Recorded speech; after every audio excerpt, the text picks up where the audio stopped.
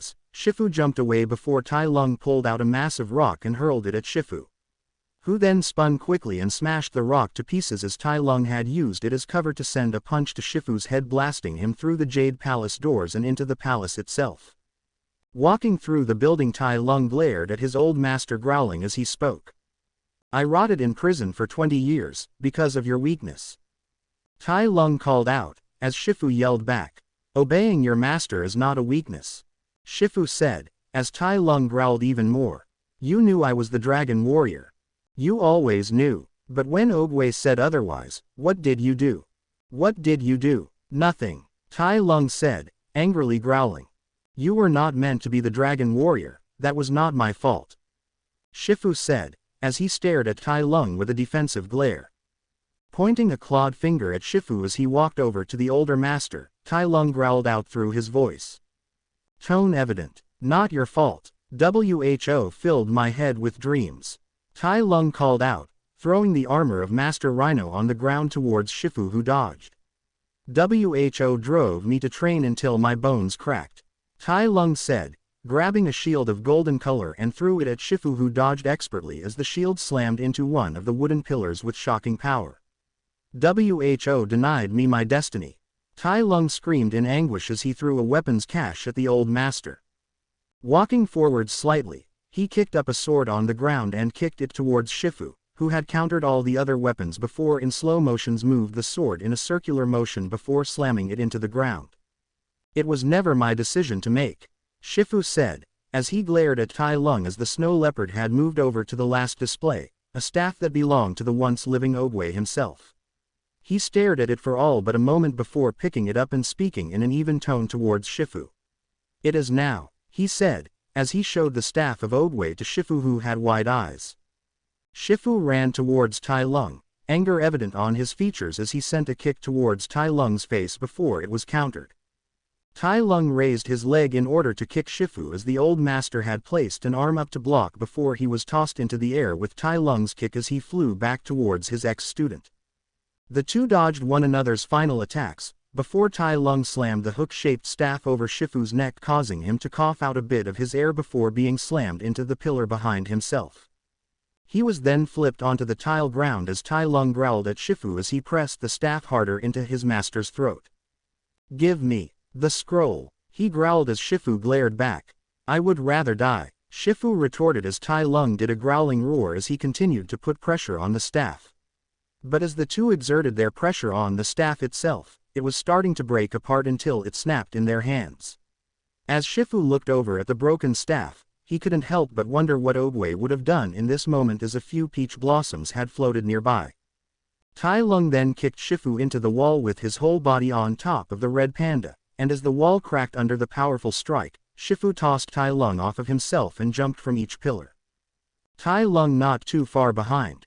And eventually Tai Lung catches Shifu and kicked him out of the roof as they went into the sky and started to attack one another with precise strikes.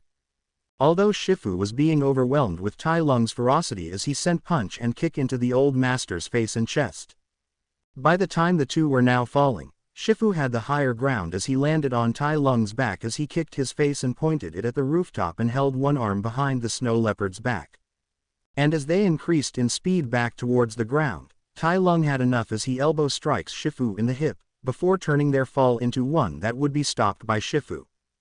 Grabbing the red panda's throat, they fell through the roof before Tai Lung had pulled the old master downward and kicking him into a pillar that was still standing. As Shifu fell to the ground incredibly hurt and barely able to stand, Tai Lung fell to the ground as well, knocking some blue flames onto the Jade Palace's floor.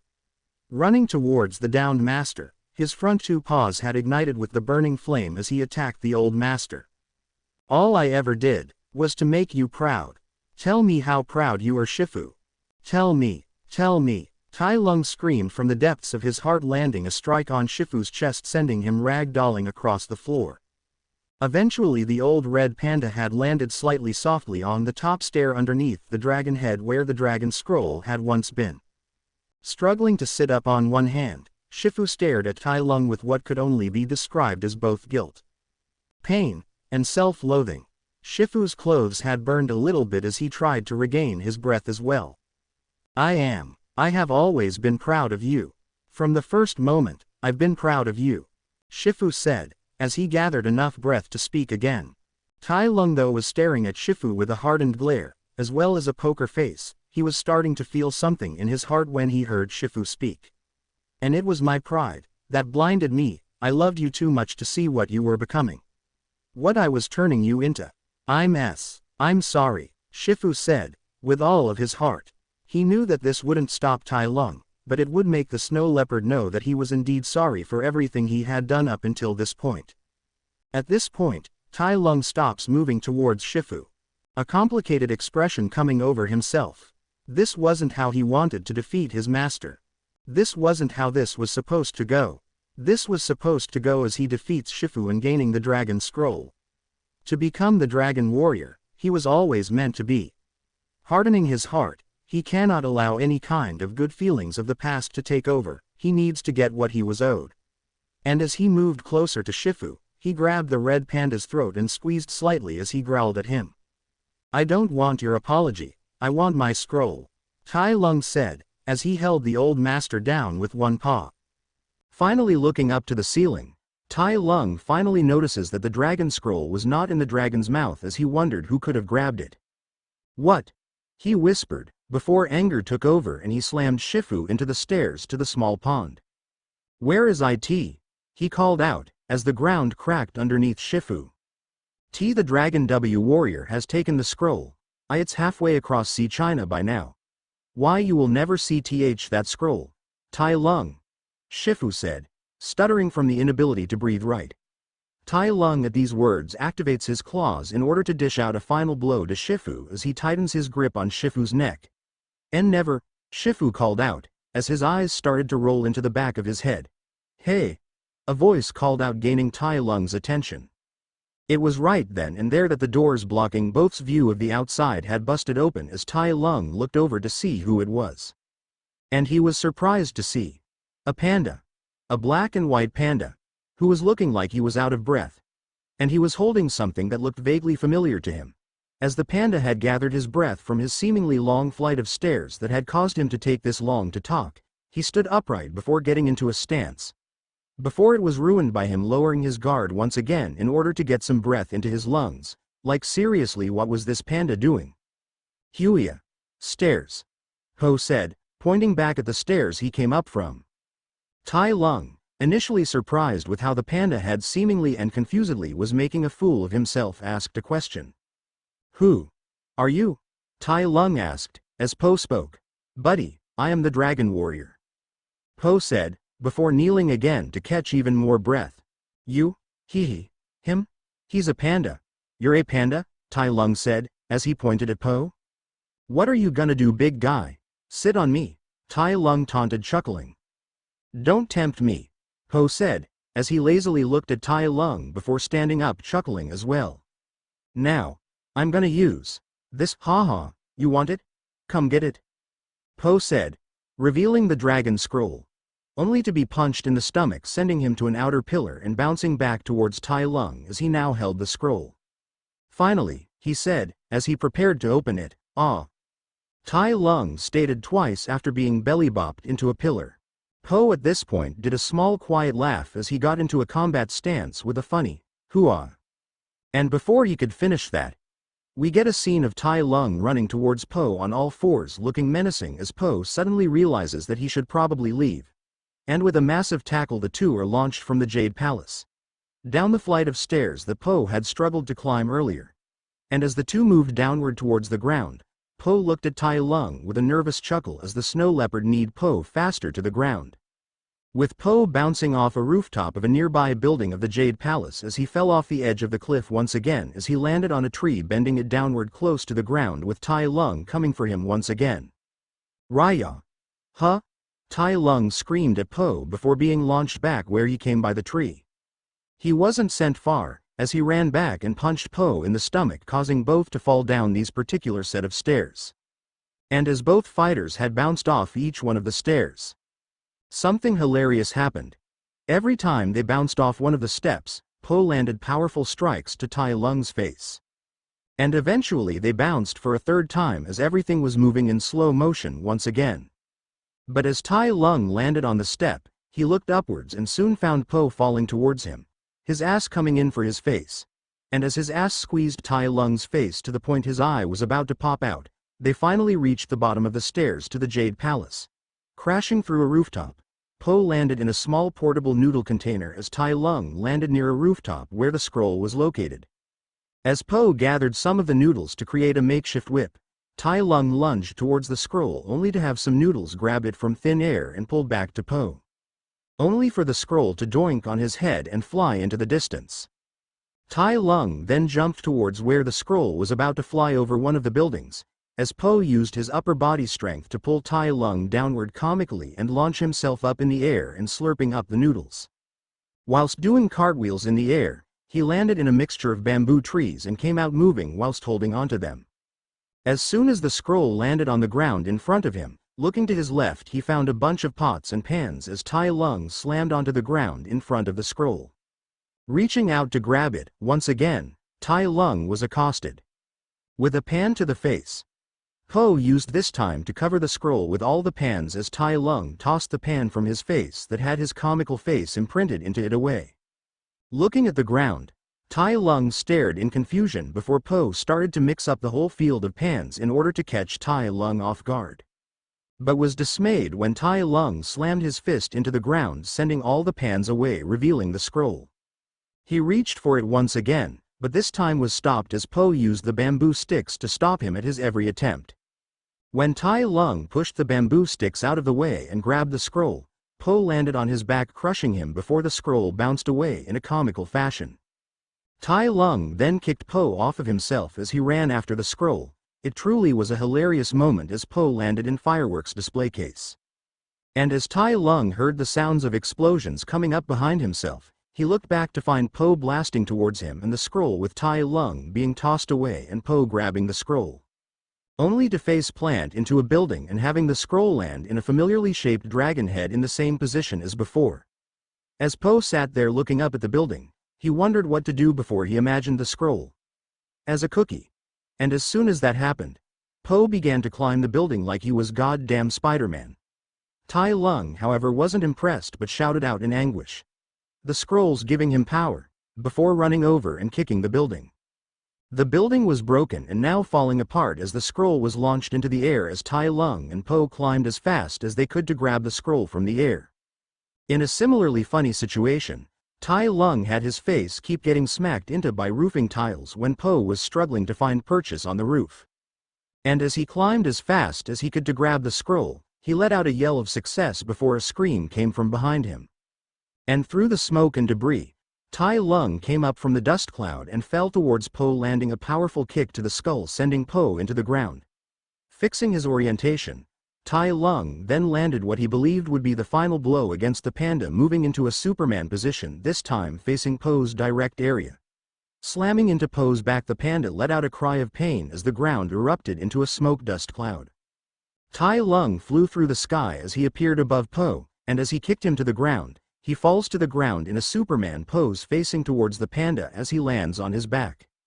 As a smoke cloud appears around the area, Po was seen as soon as it cleared on the ground, looking worse for wear as Tai Lung moved towards the scroll on the ground. Picking it up, he had a smile on his face as he spoke out. "Finally, after all this time. The dragon scroll is mine," he called out, opening it. Giving a confused expression, he was opening it and closing it multiple times, trying to figure out what was wrong. He flipped the scroll a few times to see what he did wrong before he came to the realization. "It's nothing," he called out as he stared at a reflection of his own face. "It's okay. I didn't get it at first either," Po said, as he struggled to stand back up. "What?" Tai Lung asked, completely confused and seemingly scared. "There's no real secret ingredient," Po said, as Tai Lung stared at him completely bewildered. He tosses the scroll on the ground as he starts to feel fury through his mind as well as blood. "It's just you," Po said, as he looked at his own reflection with a smile. Growling, Tai Lung used a Kai technique on Po as he landed a strike on Po's upper chest and neck. And as Po lands on the ground, he starts to giggle on the ground as if something was really funny. And as the panda was laughing, Tai Lung had to look at his hand to see if he did the technique wrong. Because Po should be on the ground in pain and paralyzed. Getting angry as the panda continues to laugh, he does the technique again as the panda laughs even more. Stop it, oh, ho ho, I'm gonna pee, don't, Po called out as Tai Lung officially had enough. He threw both of his arms out and slammed them into Po's stomach as something weird happened once again. Po's entire body absorbed the attack, causing his body to ripple backwards as he moved forwards once again in slow motion and slammed both of his own fists into Tai Lung, sending him into a nearby building. Tai Lung came barreling towards Po once again as he moved in with a right hook towards the panda's face. The attack was blocked with the flabby arm of Po's left arm as Tai Lung moved to make another strike with his left arm, hitting Po's left flabby arm again. Jumping up a little, Tai Lung attempted to kick Po in the head only for the panda to duck underneath the attack. He threw another kick as Po moved to the right, dodging the strike as well, landing on the ground. Tai Lung then threw a right kick towards Po's head as it was blocked once again with Po's left arm. Po then slams his foot on Tai Lung's own foot, causing him to backpedal, and Po raises his arms and wiggles them a little before Tai Lung went for another right hook as it was parried. Tai Lung jumped to kick Po again, with his right leg as it was blocked by Po's own left hand. Moving into a fighting stance, Tai Lung watched as Po just increased his height over him and menacingly walked to him only to slap him in the face. Tai Lung then jumped to spin kick Po again, only for his kick to be grabbed by the panda once again. Slamming the snow leopard behind himself, Po then jumped in a backwards flip and landed on Tai Lung's back, crushing him slightly before bouncing in the air and grabbing the extended tail of Tai Lung, pulling him with his descent. As Tai Lung was flung into the air connected to Po's hands, he was falling to him as the panda moved his head in the way to slam a head shot into Tai Lung's own head. Pulling the tail again, he raised his foot and slammed it into Tai Lung's rear before slamming him on the ground softly as Tai Lung went for a kick that was dodged. Spinning the tail around the extended leg of Tai Lung, Po then tossed Tai Lung over himself as the snow leopard sent a punch that was blocked by his own tail from the panda. Then he was forcibly spun around again as he sent a kick and a right hook that both hit his tail once again before he finally went in to bite Po in the face. Only for him to bite his own tail, making a meowing sound of pain. Tai Lung's face could only be described as. It was at that moment that I knew. I fucked up. Tai Lung then was pushed back because of his tail before Po turned around and booty smacked Tai Lung's back, causing him to ragdoll across the ground into a nearby building. But as Tai Lung was ragdolling, time slowed down to show that he lands on his head and shoulders first, then he tumbled onto his chin and upper chest and neck, then finally tumbling into the building's wall and breaking it apart. "Ooh!" Po called out as he winced from the damage taken by Tai Lung. Standing up, Tai Lung turned his body 180 degrees in order to glare at Po as he roared at him with a scream as he sprinted at him. Po slid his foot behind himself as he clenched his butt cheeks, leaned forwards as he gave a condescending smirk towards Tai Lung as he furiously ran towards him and smacked the chin of Tai Lung, sending him into the upper atmosphere. "Ah!" Tai Lung screamed as it was echoing throughout the sky. Po would look at the sky with a confused and concerned look as he thought about where Tai Lung was going to be falling from. And soon enough Tai Lung was seen falling right where Po was standing as he backpedaled a bit before Tai Lung slammed through the concrete ground, creating a very Looney Tunes style impression of his body as he gave the Earth's core a high five. You can't defeat me, you're just a big fat panda, Tai Lung said, lunging towards Po with another right hook. Po would catch Tai Lung by his finger as he began to speak. I'm not a big fat panda. I'm the big fat panda, Po said, as he raised his pinky finger. Tai Lung gasps as he noticed his predicament at the moment as he pulled a hand near his very disturbed face. The Wuxi finger hold, Tai Lung said, very eerily scared. Oh, you know this hold?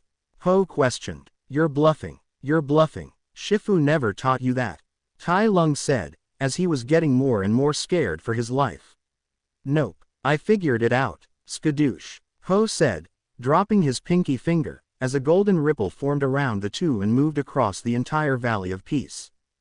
Further out of the valley, the Furious Five as well as Izuku and Tigress were seen evacuating the civilians of the valley when they saw the golden ripple. Holding the ones in their arms and protecting them from the ripple, they all felt the wind blast past them from behind. As a smoke cloud of golden dust covered everyone's view of the town, everyone walked through the seemingly empty town as they heard movement from in front of them all.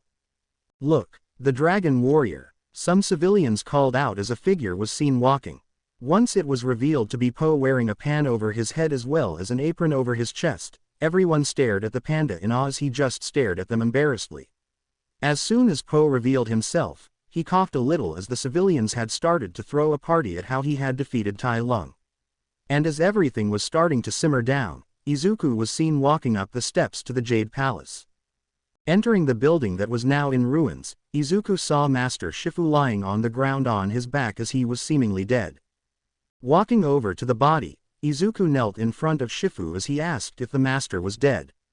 Are you all right, Shifu? Izuku asked, as the red panda opened his eyes to stare at him. You've returned. I take it that the panda has defeated Tai Lung? Shifu asked, as Izuku nodded. I'm sorry for the words I told you the day you were about to begin your training. I had not been in the right mind when I was beginning to train you, and had I been more caring like I was with Tai Lung, none of this would have happened. Especially if I had spoken up for my original student. Shifu said, as Izuku sighed. You can't change the past, but you can do whatever you can now in order to fix what the future might become. You want to come down to the town in order to get something to eat? Izuku asked, as the red panda stared at him for a second before shaking his head. I need to have a moment to myself, need to reach inner peace. Shifu said, as he laid back as Izuku did the same. They would continue to lay on the ground for a while longer before Shifu would speak up again towards Izuku. Izuku, I know that I haven't been the best of masters within the Jade Palace towards you. But, would you please consider coming back in order to train some new recruits to Kung Fu should they arrive? Shifu asked, as Izuku stared at Shifu for a moment.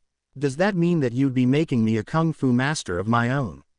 Izuku asked, as Shifu chuckled. Every master has somewhere to learn, he said, as the two continued to laugh until their stomachs growled with intensity. But first we should dine on some noodles. I hear Ping has a great noodle soup.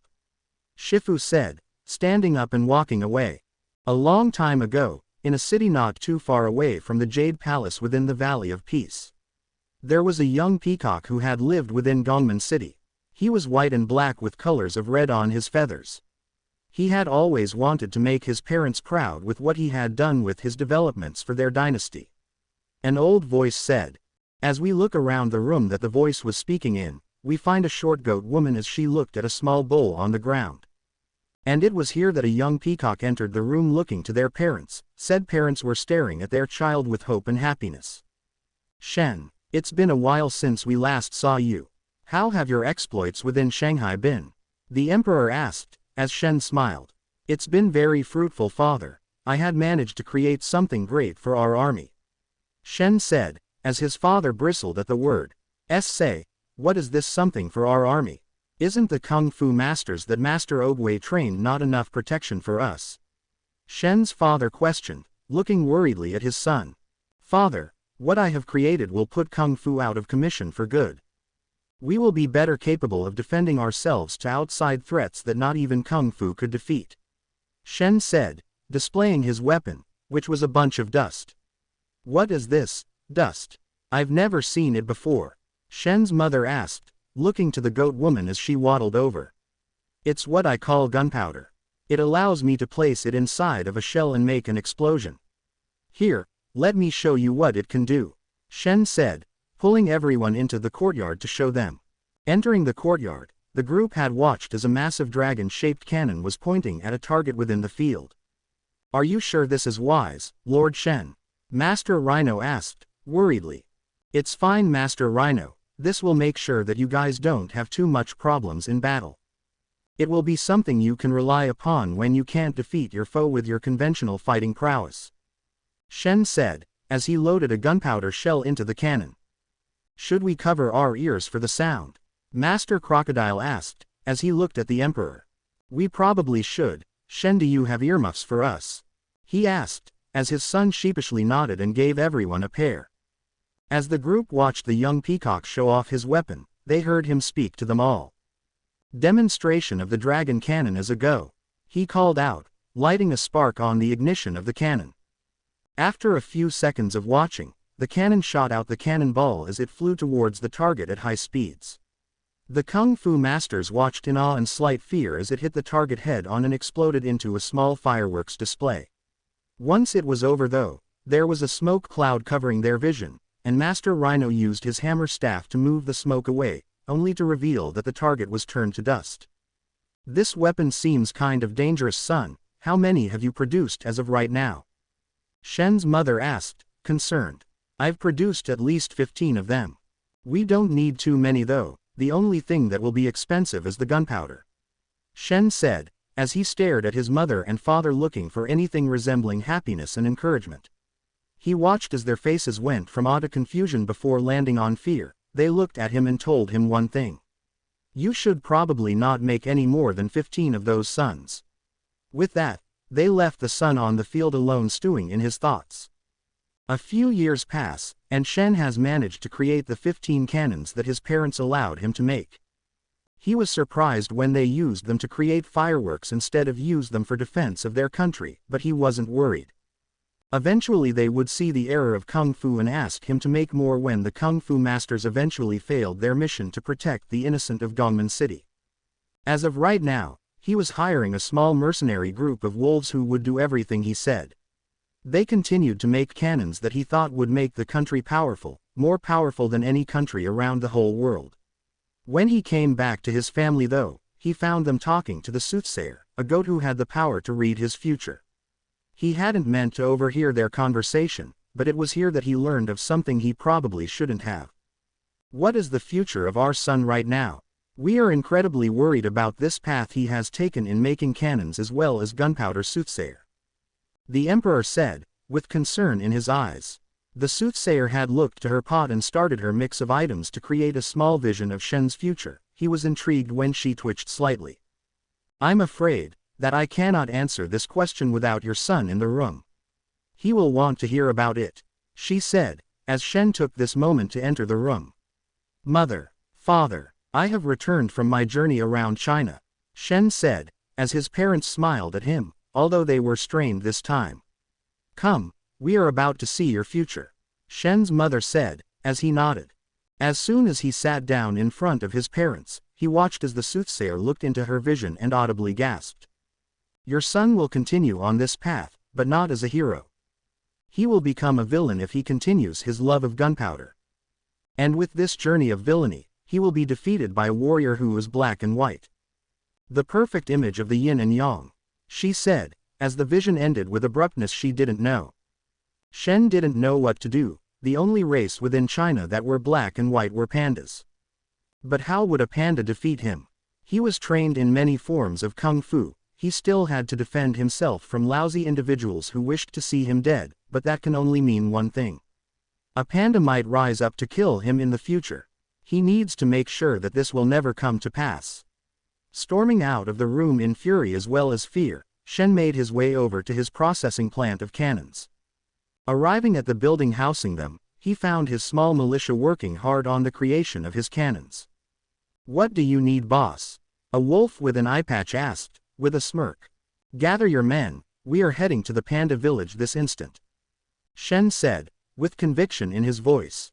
"All right, it will be done, Lord Shen," the wolf said, running off. Within the matter of 20 minutes, Shen and his private militia of wolves were on their way to the Panda village within the mountains nearby. "So what is the plan, Lord Shen?" the lead wolf asked, looking especially happy. "We are to kill each and every panda in the village. Leave none alive, not even the children," Shen said, as he thought about his words on the children. "If even one of those pitiful pandas survive as a baby, they could come searching for me. I cannot allow that to happen," Shen thought as they arrived at the gates. Breaking down the gates, Shen called out to his militia of soldiers. "Kill them all, make sure that none of them escape." As the wolves descended on the peaceful clan of pandas, ripping and tearing through each one, Shen had managed to kill hundreds of pandas living within the small village.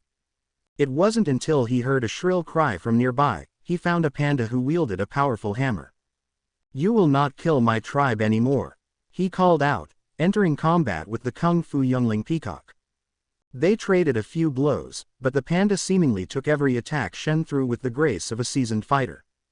He even made sure that some of Shen's own claw strikes merely bounced off his belly, and he laughed at his pitiful strength. Jumping back, he aimed one of his cannons over at one of the houses, and as he shot a cannonball at one of them, he jumped in the way and slammed his hammer on the ball just in time for it to explode, sending him away from them all. "He has been finished. Kill the rest of them," Shen called out again as the wolves searched for the clan leader's body. Near a small ridge, a panda woman moved with her baby in her arms. She looked at him with all the love and compassion a mother could give as she hid him in a box of radishes. She said nothing as the baby panda began to cry as she tried to pull away, but as she moved back, she hugged him close. Tears brimming in her eyes as she believed that this will be the last time she would ever be capable of seeing her son ever again. The baby panda babbled on about his mother, as she pulled away, faster than he could grab her hands again as she gained the attention of Shen as well as his forces. Pulling them away from the radish cart, the baby panda watched as Shen and his forces followed her behind a hill, never to see them again. Returning back to Gongman City, Shen held an air of complete happiness as well as clarity that the warrior of black and white never coming to defeat him. But then as soon as he entered his home, the place where his parents resided, he found that they didn't like what he told them. How he regaled how he killed an entire species in order to make sure he survived, but it was here that the soothsayer entered the room just as his parents were about to make a decision. Pulling out a pot and rereading the vision, he openly decided not to tell Shen about what it was this time. And it still showed the same outcome. And it was here that she had heard what Shen's parents told their son. "I didn't raise my son to become a mutinous, genocidal maniac. Leave the city, and never return. You are not my son," Shen's father said, looking at his son with fury, anger, but most of all, a deep-rooted sadness that he had somehow failed his son. When Shen was pulled out of the city and disowned by his parents, he would vow to return back to the city to reclaim his spot on the throne once more. But unknown to him, only a few days later, his parents would not be capable to live with their actions and died because of the sadness in their hearts. Izuku and the Furious Five were just told that they had to do some training together just to keep up their strength. The battle against Tai Lung had shown them all that there was more to Kung Fu than just being a martial arts master. They needed to learn how to learn inner peace and get past the past of their lives. Izuku especially knew what that meant. He had spent the last few years attempting to attain his own inner peace and had managed to do so against his fight with Tai Lung himself. It had been a few months since his own battle against Tai Lung, and Izuku has been training with Po as well as everyone going against him to increase his skills as well as reaction time. Each member of the masters within the Jade Palace had done this with the thought of being much more capable of reacting to an opponent's attacks. They were in the middle of their training when Ping, a goose for the Jade Palace, had run in breathing heavily, stating that a mercenary group were attacking and collecting some money from a small village nearby. Snapping to action, the group immediately heads out as they flip around the Valley of Peace as they make their way outside of the valley. Jumping within the bamboo forest, they were closing in on the mountainous village that Ping had told them about and saw a mercenary group of wolves attacking the pigs and bunnies. Getting a hold of the situation, the group jumps from their positions as they flew down next to one another with Po leading the charge. Izuku had jumped from lower platforms as he moved faster than the group as they made their fall to the ground. Izuku jumped from his position above the small village and landed just as everyone else did, with the exception of Po looking the opposite direction. Turning around, Po stared at the group of wolves who stared at them with confusion as well as worry. And with this moment of surprise, the group split up and attacked the wolves, protecting the pigs and bunnies from harm. Moving about the field, we watch as Izuku sends a flurry of kicks at his opponent before grabbing them with his tail and launching them into another group of wolves. Po and the Furious Five worked together in order to take down a large group of wolves together, even having a comedic moment with Po protecting a small bunny playing the banjo for their fight. But as soon as the group has the entire group of wolves caught in their own net, they walk over as Po stands over them with a smug expression. "Now will that teach you to never come here again?" Po asked, looking at the wolf. "I don't know who you are, but you just made an enemy with Lord Shen." The wolf said, turning to not look at the panda. Unfortunately for Po, and fortunately for the wolf himself, this proved to be the right decision to make as Po stared at a small insignia on the wolf's shoulder. Sent through a flashback of his own mind for a moment, Po never knew that the wolf escaped from his wrappings and sent the panda out of his flashback with enough time to realize his mistake. But before it could be rectified, Po watched as the wolves had run away with their tails tucked between their legs. Everyone had one question on their mind, looking at Po himself. What the hell was that? They all asked, as Po stayed silent. Within Gongman City, a wolf had revealed himself to a peacock as they glared at him with contempt. "Lord Shen, I apologize for this horrible news. But I just ran into the Furious Five of the Valley of Peace." "But there was a slight issue," the wolf said, as Shen stared at him angrily. "What is the issue, boss wolf?" "I am kind of busy planning my takeover of my home," Shen said, as he dismissively looked back at his plans. "I kind of ran into a panda, as well as a green and black tiger. And their skills in kung fu rival that of seasoned veteran kung fu masters," Wolf Boss said, as he looked at his lord in slight fear. Panda, you say?" Shen asked, looking wistfully out the window. "Yes, it was a black and white panda. And if I remember correctly, he was the dragon warrior of legend," Wolf Boss said, as Shen scowled. "This will not do. I killed the pandas." "Are you sure you saw a panda?" Shen questioned as the wolf nodded. Sending a small, spiked feather at the wolf, he kept the wolf against the wall as he growled at him.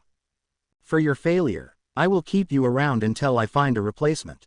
You were able to be replaced. I cannot have a subordinate who cannot defeat opponents who are legendary in power," Shen said, as he tossed the wolf down the conveyor belt and back to his men.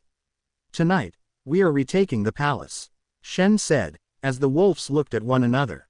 "Which one?" a wry smiling one asked. "My home palace, you ignorant fool," Shen said, killing the wolf with a spare feather. A few hours later, Shen was seen walking up to the gates to his family's palace. Walking through the gates, he saw the three masters who were present at his home when he was shunned and disowned. "Master Rhino, I have come back to stake my claim to my original throne," Shen said, gaining the master's attention. "Lord Shen, you are not welcome here. Why have you returned from your exile?" Rhino asked, looking much older than before. "I have returned to reclaim my title as the Emperor of China." "Surely you remember me as the heir to the throne?" Shen asked, as he walked closer. "Stay where you are, Shen. I will use force in order to keep you outside of the palace," Rhino said, as he pointed his hammer at the peacock. "Well, it seems like I will need to show my reasons for why I must take back my throne," Shen said, opening his feathers in an intimidation display as he pulled out feathers with sharp edges and threw them all at each of the masters. Each master deflected as well as dodged each strike of the spiked feathers Shen threw as they moved in to attack the older peacock. Strike after strike on Shen was deftly dodged as well as elegantly weaved through as the masters as well as Shen moved in a circular movement. Kicks and punches were thrown, weapons used as they tried to defeat the other in quick precise movements. Eventually Shen was forced back to where he originally started as he panted slightly. "It appears that you all have gotten stronger in the time I have been away," Shen said, chuckling. "Stop this madness, Shen, and leave before you desecrate your parents' grave further." Rhino said, as Shen stopped what he was doing. Dead. My parents are dead. That's news to me, Shen said, as Rhino glared harder. You will not know where they are buried to desecrate their names further. Rhino said, entering a combat stance. Oh, don't worry about that. That was never the plan for me, but I have a surprise for you all. Can your kung fu stop my greatest weapon? Shen asked, as a massive cannon was moved onto the field. Rhino noticed how the cannon looked similar to the one he saw in his youth. Growling, he entered a defensive stance as he glared at the weapon. Last chance, Rhino. If you don't wish to die, you will move from your spot and serve me. Shen said, with an evil smirk on his face. Hit me with your best shot, Rhino said, as he pointed his hammer at the cannon. With one of the most sinister smiles on Shen's face, Rhino thought that maybe he overdid his comment as he watched Shen's sharper claws ignite the cannon's powder. And within seconds, Rhino watched in a calm demeanor as a powder keg cannonball was blasted to his position faster than he could predict. An explosion had erupted from Rhino's position as the cannonball had smashed right into his body and created a smoke cloud. Master Ox and Master Crocodile had stared on in awe as well as complete fear as they looked at the clouded area for their master. As soon as it was revealed, Master Rhino was nowhere to be seen. If anything, his weapon being placed in the rubble where he should be laying was enough of a warning of the weapon that Ox and Crocodile had placed their arms in the air. A few hours later, after the whole mission for the village, Po and the others sat down within the Jade Palace. They were thinking about the mission and how the wolves had managed to escape their grasp, and Izuku was looking at Po with worry. Hey, are you all right, Po? Izuku asked, as the panda was still in thought. Oh, I think I'm okay. I just need to talk to my dad for a moment, Po said, leaving the palace.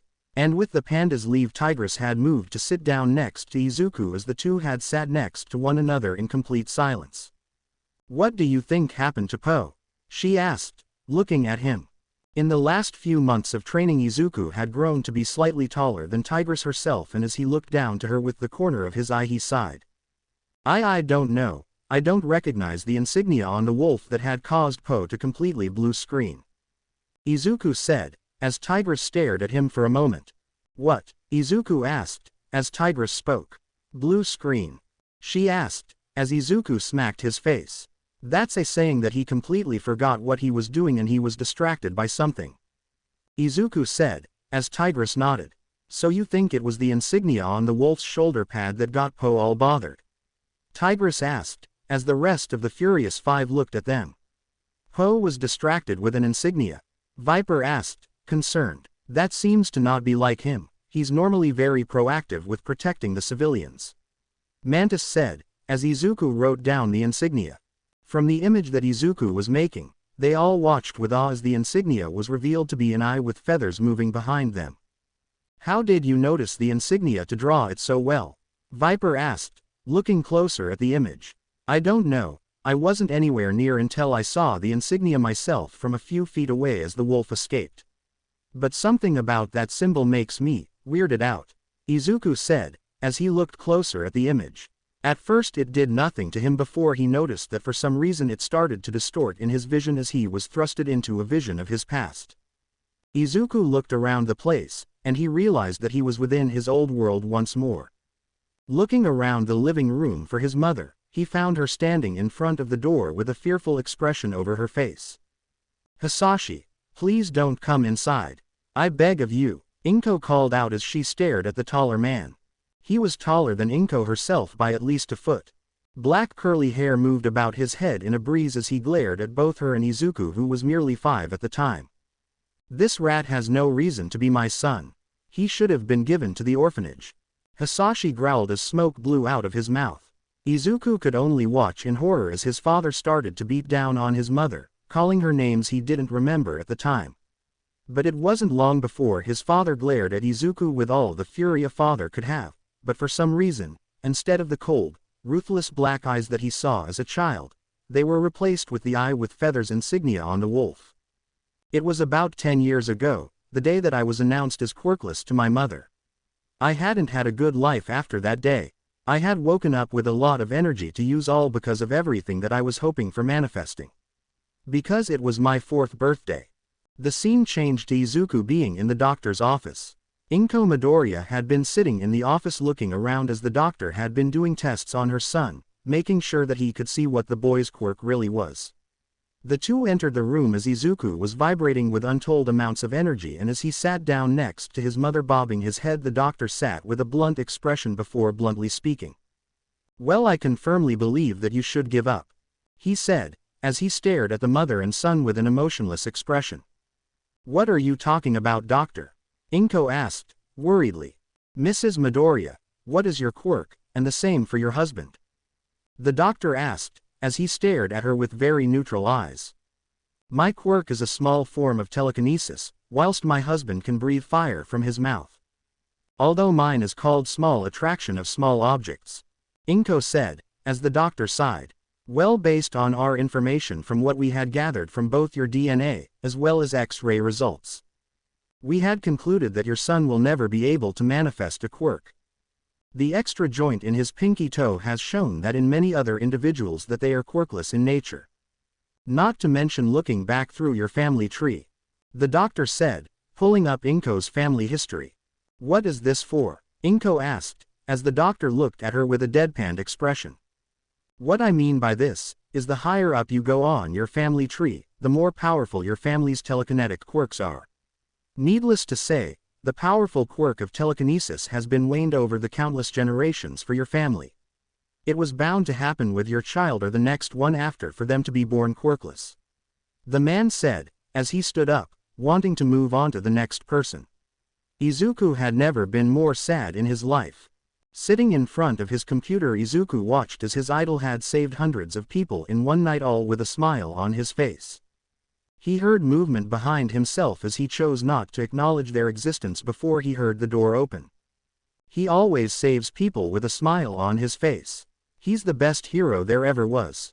Quote, Izuku said, before turning around to look at his mother, the tears brimming to the edge of his eyes as his mother held a hand over her mouth.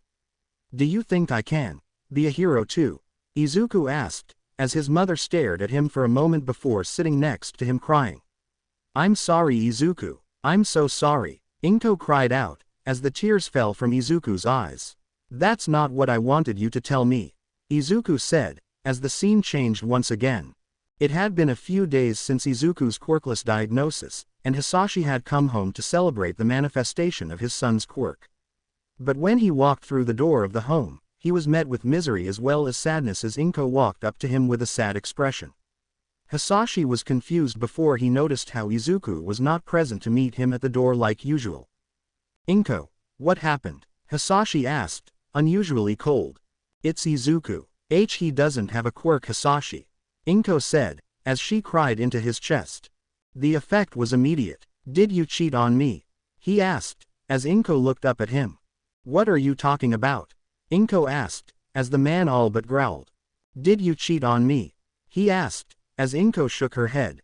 "It wasn't because of that. I never would do it anyway, Hisashi. It's because of my bloodline," Inko said, as Hisashi gained a perplexed expression on his face. "Explain," he said, as Inko told Hisashi about her family. "So you are telling me, because of some family tree issues, that you gave birth to a quirkless boy?" Hisashi said, not even referring to Izuku as his own son. "Yes, but he is also your son, Hisashi," Inko said, as Hisashi angrily glared at her. "The son who bears my blood is not quirkless. I had the family tree of powerful quirk users. So how is it that our son is quirkless?" Hisashi screamed as he punched Inko in the face, knocking her to the floor. As that happened, Izuku heard the commotion as he ran out of his room, only to see the man who he thought was his father glaring at the prone form of his mother. Looking up, all he could see were the symbols of Shen's feathers that resembled an eye in his father's own eyes. As the boy ran to his mother to protect her, he yelled at his father to leave Inko alone, although this proved to be fruitless. And soon after Inko had passed out from the pain of the beating she was taking, Izuku was next as Hisashi started to beat Izuku relentlessly. A punch to the face breaking his nose, another to the chin to knock out some teeth, a kick to his groin causing him to fall crying to the ground. And finally, a few more kicks and punches to his prone form breaking all the bones he could feel in his chest. It was also really hard to breathe. But as if to spite him and his mother, Hisashi's breath was starting to smoke as he smirked evilly at the still awake Izuku. He was still awake due to all the beatings he took from Katsuki until now, being much weaker but still enough to build his tolerance enough to stay awake to see what his father would do. Not being given enough time to escape, he started to breathe flames over Izuku's body as he screamed in agony. His mother woke up in time to see her son being burned horribly by his father and threw herself at him in a motherly rage. Using her quirk, she had pulled blood vessels, organs, as well as managed to pull out the man's spleen from his body. It looked like his mother had completely torn his father apart. And by the time it was complete, Inko had moved over to her son and picked him up softly as she did her very best to move him out of the apartment. And not too long after they left the apartment, it went up in flames as Hisashi's body was encompassed by it. Arriving at the hospital, Inko and Izuku were in the same room as they huddled together on the same bed. Izuku in a light sleep as he overheard the doctors and nurses converse to one another about the event that happened in his home, or what used to be one. The Bakugo family would soon arrive and hear about what Hisashi had done and were very protective of Inko over the time frame it took to heal from the attack. But that didn't make what Izuku suffered at school any better, and since he had scarring on his back from Hisashi's breathly flames, it made Izuku all the better target. The scene changed once more to Aldera Junior High, and Izuku was looking worse for wear as he laid on the ground.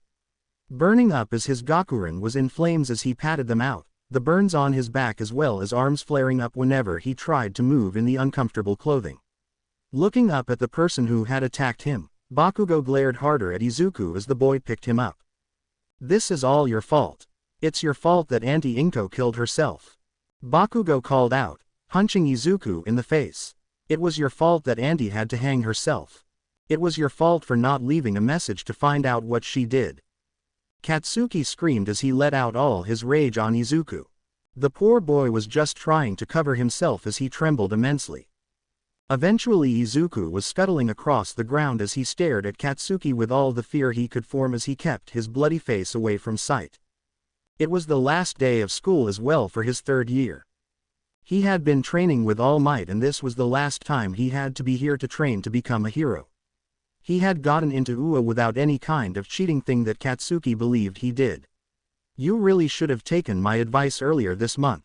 Because no matter what you do, you will never become a hero, Deku. The simple fact that you haven't killed yourself yet proves that you're just a coward," Katsuki said, as he turned to walk away. What Izuku said next though caused a rousing concern for the boy though.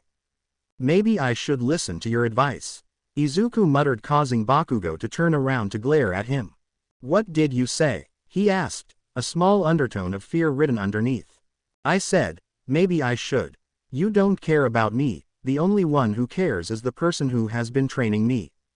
It's not my fault for what my mother did. I don't care how many times you call me a coward, but you never blame my mother's suicide on me." Izuku screamed as he punched Katsuki in the face before kicking him in the gut twice. The surprising attack from Izuku had been so much that as soon as he released the second kick onto Katsuki's stomach he stopped before looking at Katsuki's eyes once more. Tears brimming to the surface, Izuku turned away from Katsuki and ran off, said boy chasing after him in a rage. Izuku snapped out of the memory as he looked at the furious five. They were staring at him in complete shock and worry as he had sweat falling down his face. I need to go lay down," Izuku said, walking away as fast as he could. The group looked at one another before Tigress moved after Izuku, the two being the closest to one another between the group themselves. Izuku had ran out of the building and into the small flats where he and the rest of the group held their rooms. Entering his own, he never heard the sounds of feet coming behind him as he all but collapsed onto the tatami mats in his room. Wiping his brow with his paw, Izuku looked down at them with concern as he thought about everything in that memory he was shown. "Are you all right, Izuku?" Tigress asked, voice coming out soft. I don't know. All I know is that when I looked at the sigil, I was thrusted into my worst nightmare. Not only that, but it was as if it was a distant memory I had before I came here," Izuku said, as he started to breathe raggedly. "I'm sorry that you had to go through those memories, but when I stared at the sigil, it didn't work on me," she said, as Izuku scoffed. "You don't have any kind of memories that are horrible. I'm sorry for being blunt, Tigress, but your life in the Jade Palace is something I wish I had in the world I lived in. Izuku said, as he turned to look at her, tears falling. I was treated as if my worth was not allowed to be taken into account. Nobody was my friend, and the only one who acknowledged my existence had made it his mission to make sure my life was a living hell. He apologized for it later, but I still have those mental scars. That's not to say about what my own father did to me before I became a hero. Izuku said, as he glared at the ground. The memories were coming up faster than he could believe, and he started to clear his mind as he let inner peace move throughout his mind and body. Well, I hope that you are going to be all right for our mission to enter Gongman City tomorrow. Tigress said, as Izuku nodded. I will be ready by then, I just need some time alone. Izuku said, as Tigress gave him a hug from behind and walked away. Izuku sat there for a few more hours, and as soon as he felt at peace within his mind and body, he went to sleep. And in this sleep were the memories of how he met All Might, his training with the man and everything leading up to meeting Uraraka and Iida, Kirishima and Ashido, Jiro and Yaomomo, Toru and Aoyama, and the others of Class 1A. But most of all, how he became the world's greatest hero.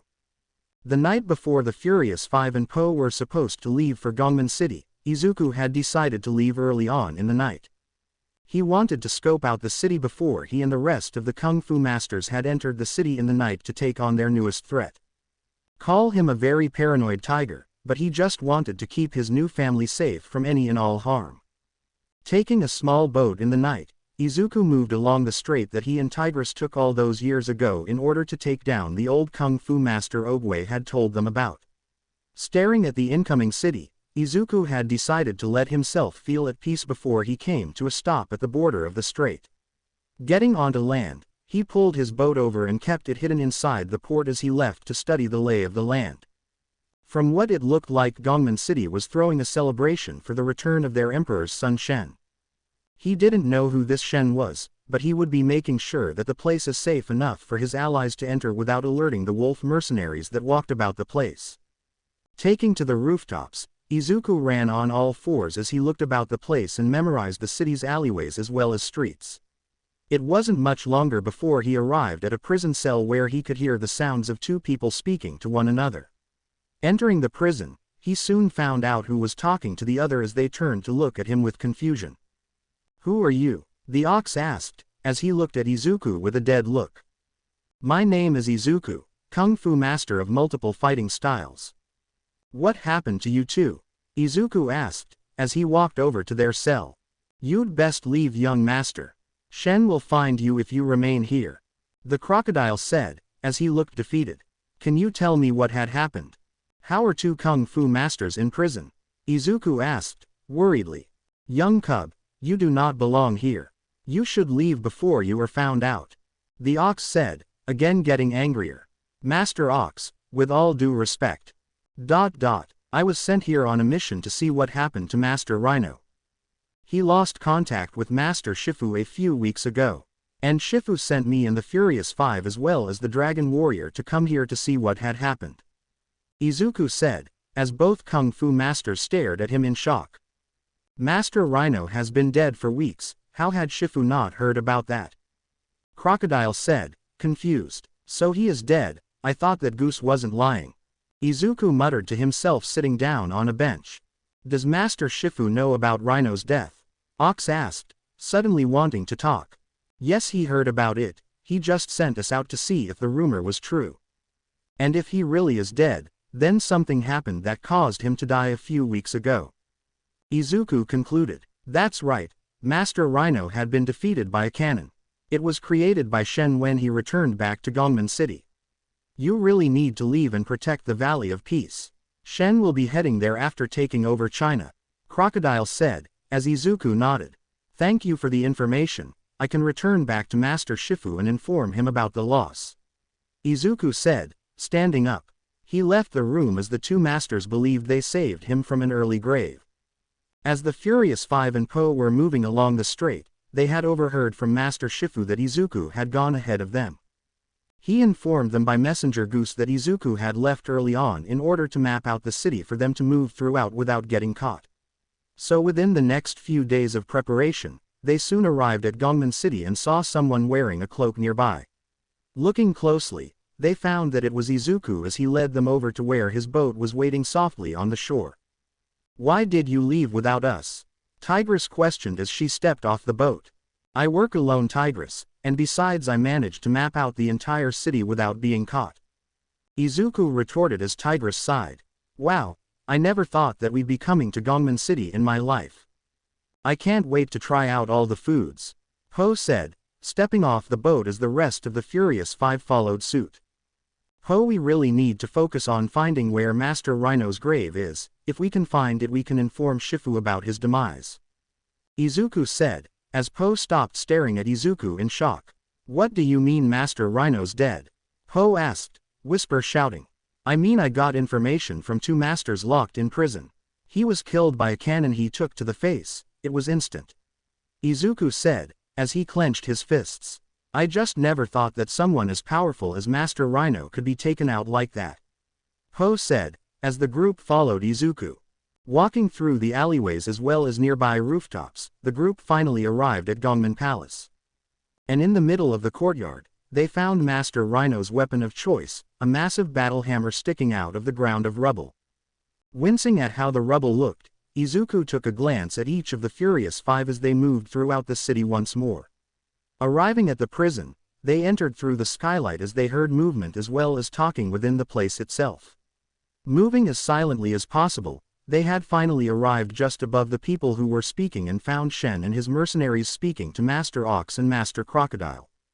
"You will tell me the location of the Valley of Peace, or you will suffer the same fate as Master Rhino," Shen said, as he pointed a sharpened feather at the two masters. "Even if we knew where it was, Shen, we wouldn't ever tell you. That was the birthplace of Kung Fu, we will never betray Master Oogway's legacy," Crocodile said, growling at Shen. If Shen was scared, or worried, he didn't show it before launching a small sharp feather at Crocodile as it pinned him to the wall by his rough hide. "I did not ask you, Crocodile, I asked Master Ox," Shen said, before turning his gaze to the ox.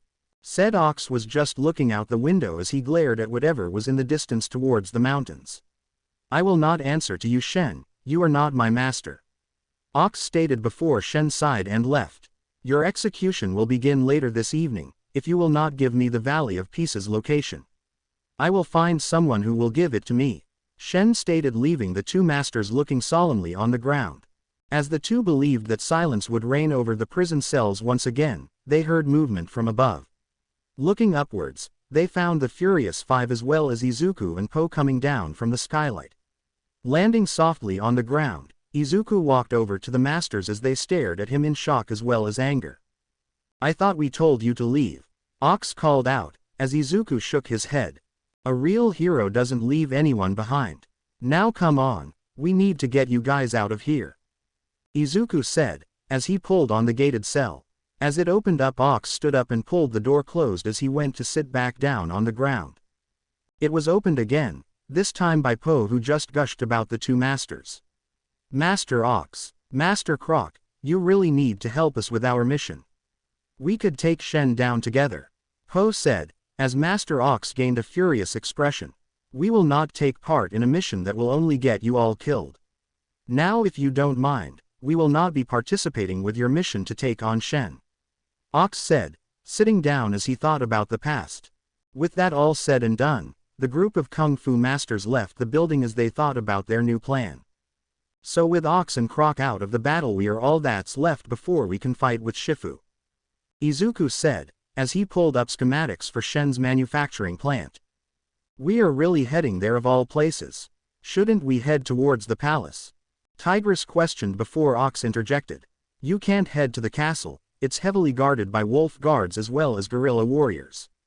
It's too hard to enter and exit without being caught," Ox said, before moving back to what he was originally doing. "Alright, so we can't move through the front door, how about the back door?" Viper asked, as Izuku shook his head. "There's only one way in or out, and Po.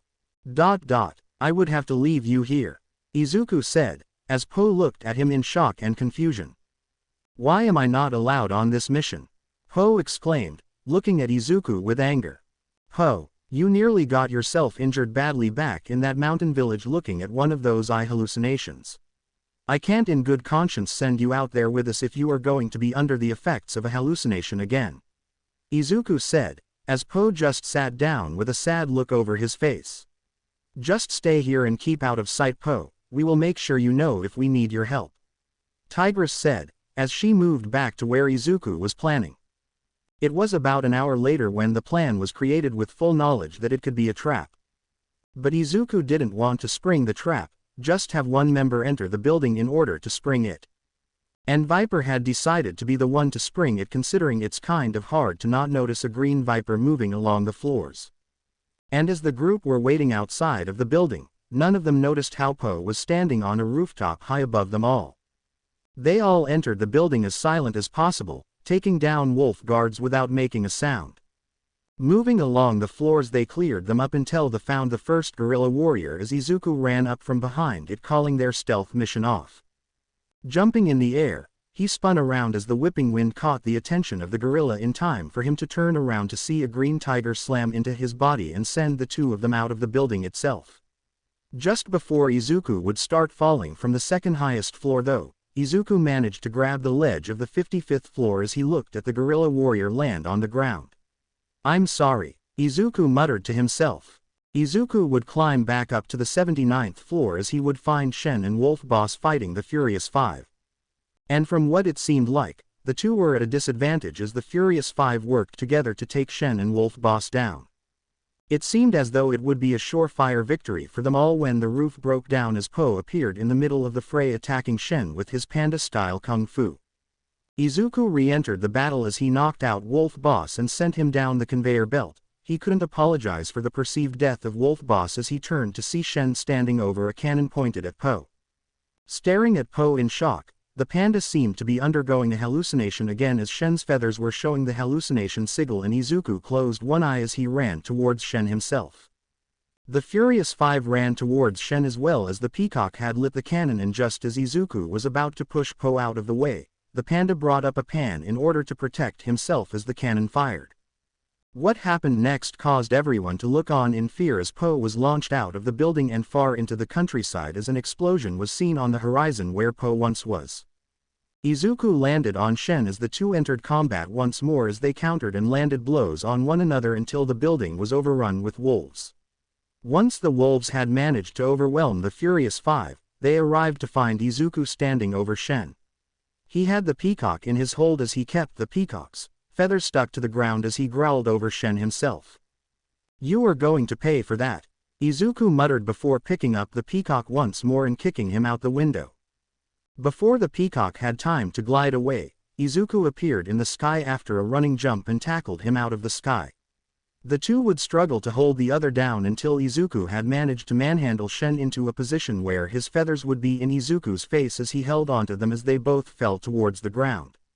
And just at the last second, Shen managed to turn around and slam his foot into Izuku's face and pull his arm back as they landed on the ground, creating a smoke cloud. Shen looked at the ground as he stared at what remained of the green tiger that nearly defeated him. "You are strong, yes, but you lack grace. It will be a pleasure to take you out with my cannon later," Shen said, as he had his wolves surround Izuku and tie him up with the rest of the Furious Five. Izuku struggled in the chains that were wrapped around his entire body, as he did his very best to escape from his binds. Shen was seen chuckling. "I never thought that a tiger such as you was able to be born.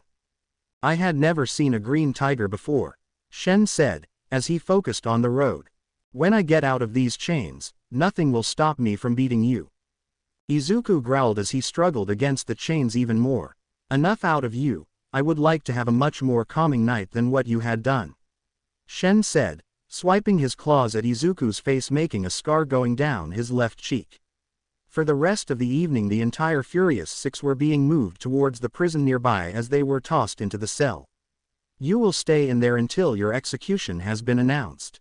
Farewell," Shen said, slamming the door shut. Izuku got up from the ground as he looked around the cell and he kicked at the metal cell doors. Running back towards his window and ramming towards the door, he managed to break through after a few tries. He wasn't aware of the fact though that Shen had been preparing for him to attempt to escape from his cell as multiple wolf men had entered the building from above. Looking up, Izuku growled as he watched them jump from the ceiling as he entered a combat stance. He could only hope and pray that the Furious Five were alright and safe from being killed by that horrible peacock. Meanwhile on the other side of the city, Shen was moving the Furious Five through the city as he prepared to kill them in front of the populace of Gongman City.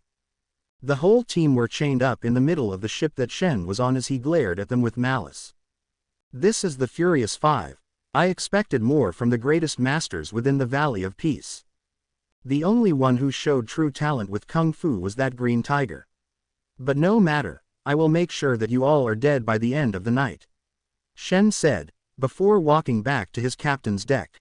Although off in the distance on one of the buildings, a familiar form was standing glaring down at the ship where Shen had been seen on. The Furious Five had noticed the figure's presence as they all gained a happy expression on their faces. Back inside the prison, Izuku was seen fighting off hordes upon hordes of wolves as they all nipped at his legs before he sent a flying kick towards them each. He had been fighting for the betterment of about an hour as he tried his best to keep the wolves at bay from himself. But by the time he had defeated the last wolf, all that was left was Wolf Boss, who had surprisingly survived his fall given to him by Tigress herself.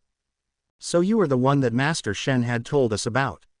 Honestly, I'm not impressed, Wolf Boss said, as Izuku growled at him.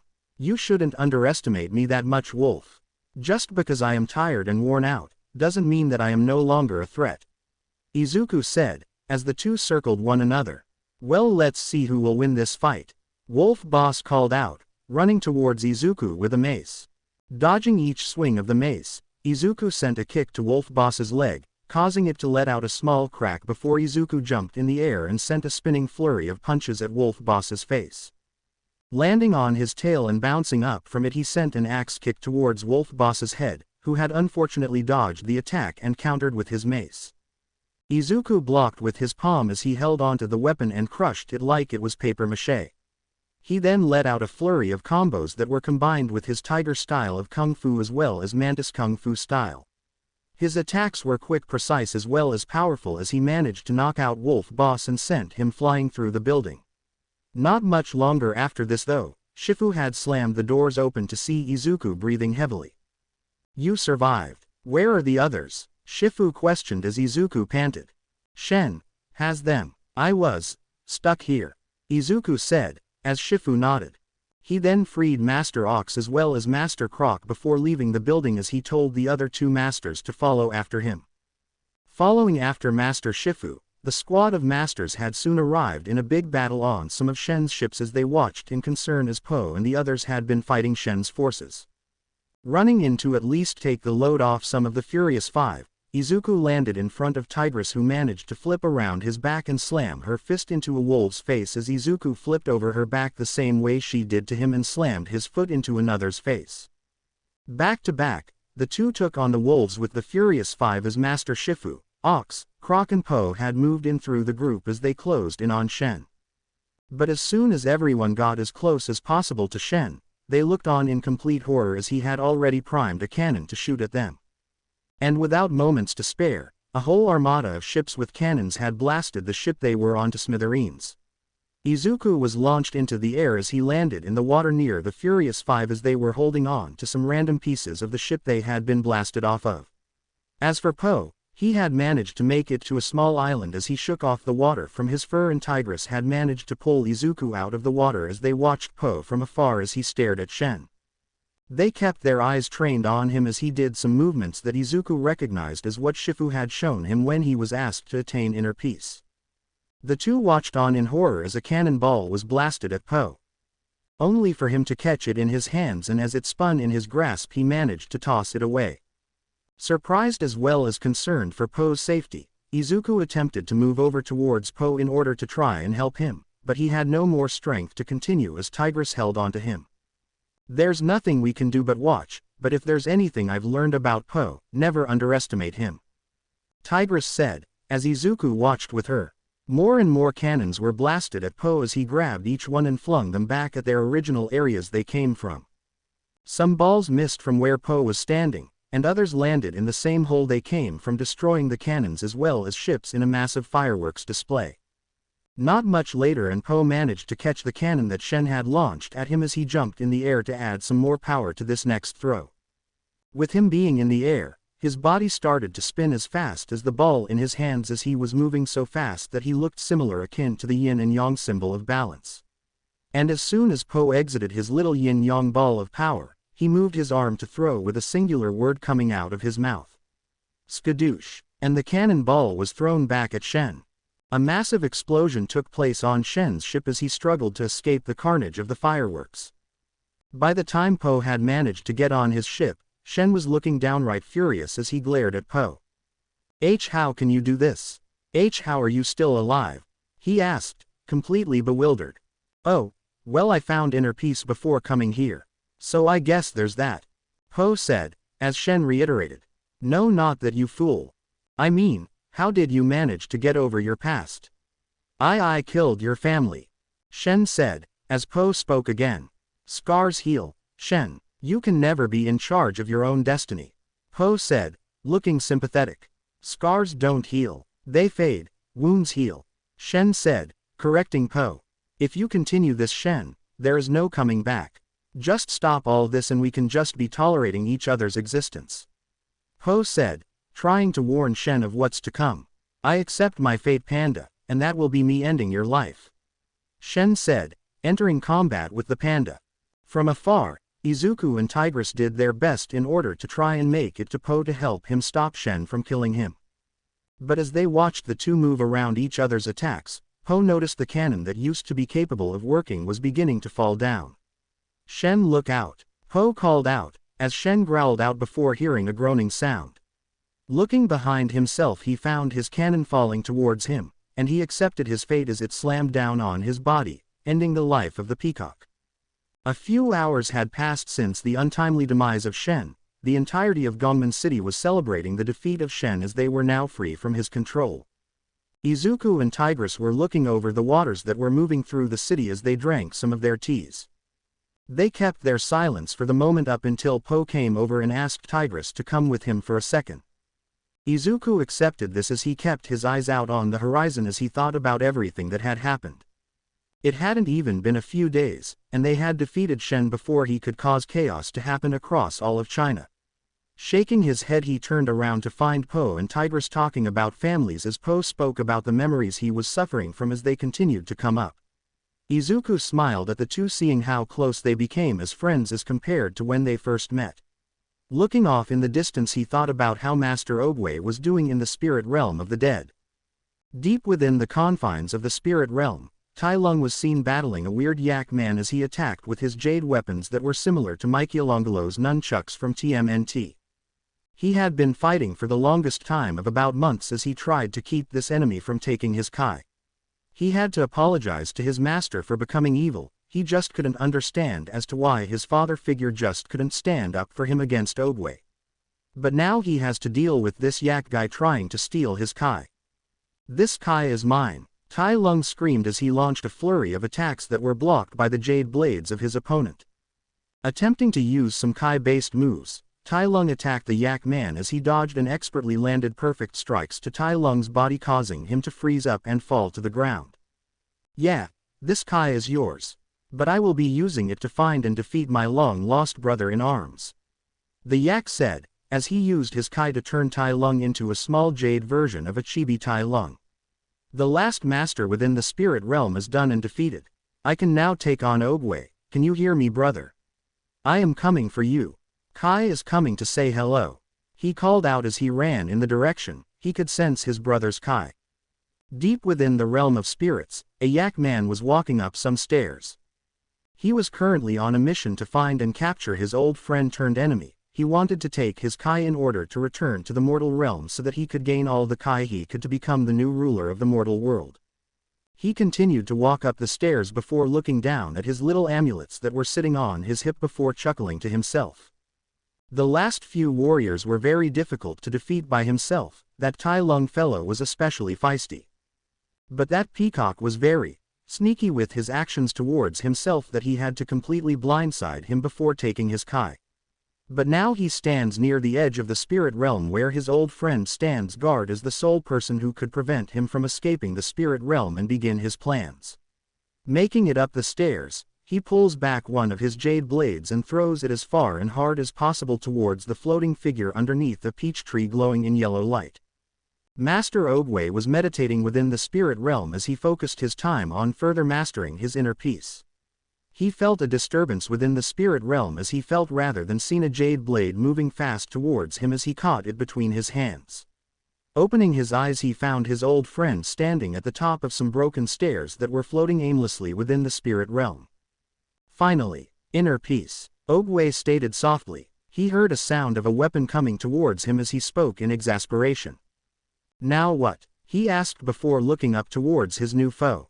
Another blade fell towards the old master as he timed his next move perfectly as he tossed the blade he held into the air and swung his staff and smacked the blade into the other one, sending both blades back to their owner as we see Kai glaring down at Oogway from his higher level of ground. Kai, old friend, Oogway said, with a smirk. Master Oogway, Kai said as he caught his blades. Our battle ended 500 years ago, Oogway said optimistically. Well now, I'm here for a rematch, Kai said, with silent fury. Took you long enough, ha ha ha ha, Oogway retorted before laughing. Kai grunted in anger before charging towards the edge of the rock he was standing on before jumping into the air. Screaming as soon as one of the rock faces got into his way, he threw his blades towards it, splitting it into two pieces of large rocks. As soon as he passed through it, he threw his weapons once again after catching them and thrusted both towards Master Oogway once again as the old turtle jumped into the air. As Oogway floated further into the air, he prepared a Kai move for defense as he spoke to his old friend again. You've grown stronger, Oogway quipped before sending his Kai towards the large rocks that Kai and pushed him into the ground. 500 years in the spirit realm, you pick up a thing or two. I have taken the Kai of every master here, Kai quipped back. No, Oogway gasped softly in sadness. Yes, and soon I will have your power too, Kai stated as Oogway spoke again. When will you learn that the more you take, the less you have? Oogway asked sadly, a solemn expression taking over his face. Kai placed his weapons into the earthly ground beneath himself as he jumped into the air, launching towards Oogway. The old master had placed a defensive spell around his area in the shape of a yin and yang as Kai closed in on him. Grunting in effort, he threw the rocks at the spell that Oogway had used in order to protect himself as the rocks dispelled the defensive spell immediately. Being pushed back from the small explosion of spiritual power, Oogway readied himself once more as his brain was slightly rattled. But as soon as he regained himself mid-air, a jade-chained blade zoomed past him and soon wrapped itself around his body. Being immediately pulled down towards the Yak Man, Oogway stared sadly at his old friend blinded by power. With your Kai, I will finally be able to return to the mortal world. And this time, you won't be there to stop me, Kai said, as his power started to take effect on Master Oogway. It was never my destiny to stop you. I have set another on that path, Oogway said, ominously as his entire body was encased within a jade color. As he was pulled towards Kai, the man placed his hands out before catching the small jade being and holding him in place, staring down at the jade Oogway. Then I will find him. And take his Kai too, Kai said, as he slammed the jade Oogway on the ground, creating a green yin and yang and teleporting himself into the mortal world. Izuku stood in front of everyone as they watched as Po started to try and break his previous record of holding dumplings inside his mouth. The previous record the panda held was only around 25 dumplings inside his mouth from about 5 months ago. Now he was standing at around 24 before he pushed the 25th one into his mouth as he struggled to bring another one towards his mouth. As soon as he pushed the 26th one towards his mouth and slowly pushed it into the small space remaining, he immediately closed his mouth as he started to chew the dumplings. Izuku was both morbidly disgusted with Po's achievement, but also in awe as how this panda was able to do this.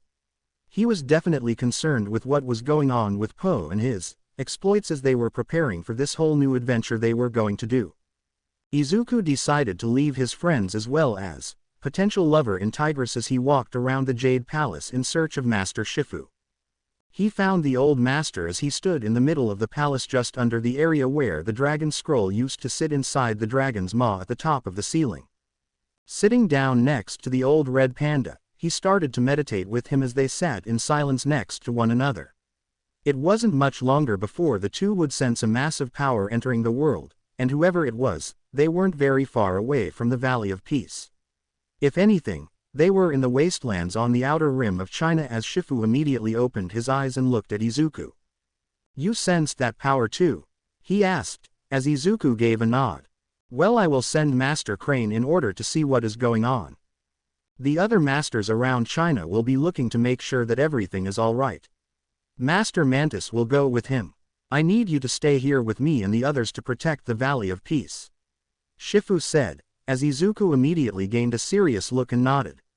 "I will do my best to help out around the place. I may not have the experience that you do, but I will keep my word to help out when necessary," Izuku said, as Shifu left the young tiger in the room. With Shifu leaving in order to send Mantis and Crane out to take care of whatever threat has appeared, Izuku looked at the water below himself as he watched as it went from clear to slightly murky as he thought about the power that entered the world. He had read in the scrolls of Master Oogway that one could learn Kai through the same methods that he had described in the scrolls he wrote. But when using this power, he should never let it go to his head. Oogway had stated in the scrolls that he had once made a friend who was very close to him fall into the throes of gaining power so that he could become the strongest. But Izuku looked at this in another way. He thought about the way Oogway was speaking about Kai. As if he was a warlord who wanted nothing more than power and wished to take control over all of China, and Izuku felt himself looking at other scrolls to find the real truth. Back with Shifu, the old master had contacted Crane and Mantis and sent them out to meet up with Masters Bear, Croc, Chicken, and Master Porcupine. Looking over the small town of the Valley of Peace, he thought about how everything had gone to shit ever since Oogway had died. Now though, he had a bad feeling about what was happening nearby in the wasteland as he mentally prayed to Oogway to protect his students from any and all harm that may come their way. In the wasteland outside the Valley of Peace and the known areas of China, the group of masters traversed the area in search of who was here. They were thinking about who this new opponent might be compared to the foes that the masters within the Valley of Peace had fought in the previous few months.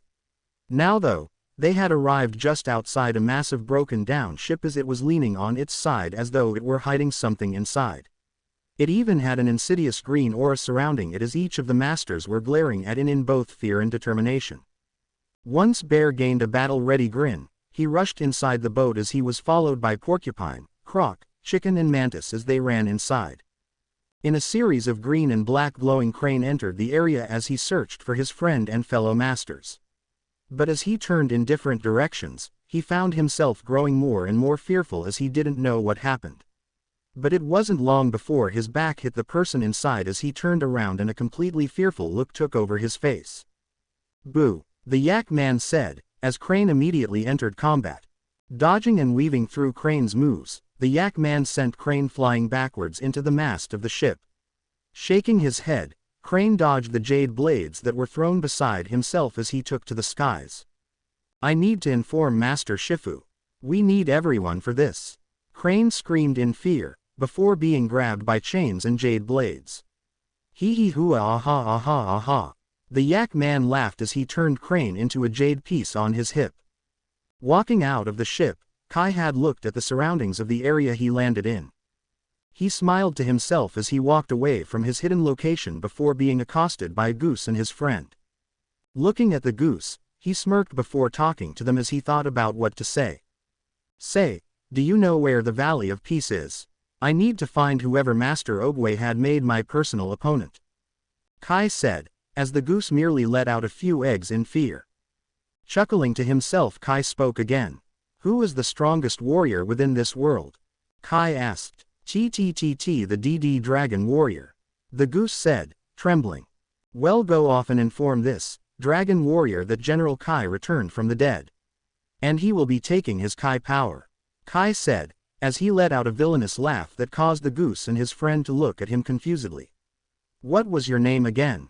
the goose asked. "My name is General Kai. Now go and inform the Dragon Warrior that I come for him and his Kai," Kai said, as the two flew off in the direction that he believed to be the Valley of Peace. Meanwhile, on the other side of the country of China, everyone was preparing for a massive party within the Valley of Peace. Izuku was however not a part of this party since he wanted to keep training himself to become the best warrior he could be.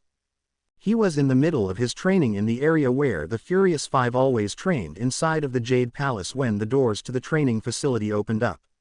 Glancing over at the doorway, he found that Po and the Furious Five were entering the room in order to use it for training. But he did overhear that Master Shifu wanted Po to try his hand at teaching the Furious Five about his way of fighting. He had managed to get out of the training area since his training was done for the day when he watched the Furious Five train under Po. Izuku had to fight back the urge to chuckle at how the Furious Five were incapable of taking Po's training to heart. And as they left the room slightly burnt but at the same time tired of their training, Izuku looked over to Po as the panda was looking sheepish. "You've never trained someone before, have you?" Izuku asked, with a teasing expression. "No, I don't know why Master Shifu had wanted me to try and train the Furious Five," Po said, as Izuku patted his back. "Maybe you should seek guidance from Master Shifu in terms of teaching the Furious Five," Izuku said, before walking away. "Why didn't you join in on the training?" Po asked, as Izuku stopped. "I know a disaster of a teacher when I see one, Po. I was not going to risk myself getting injured if I could stop it from happening to myself.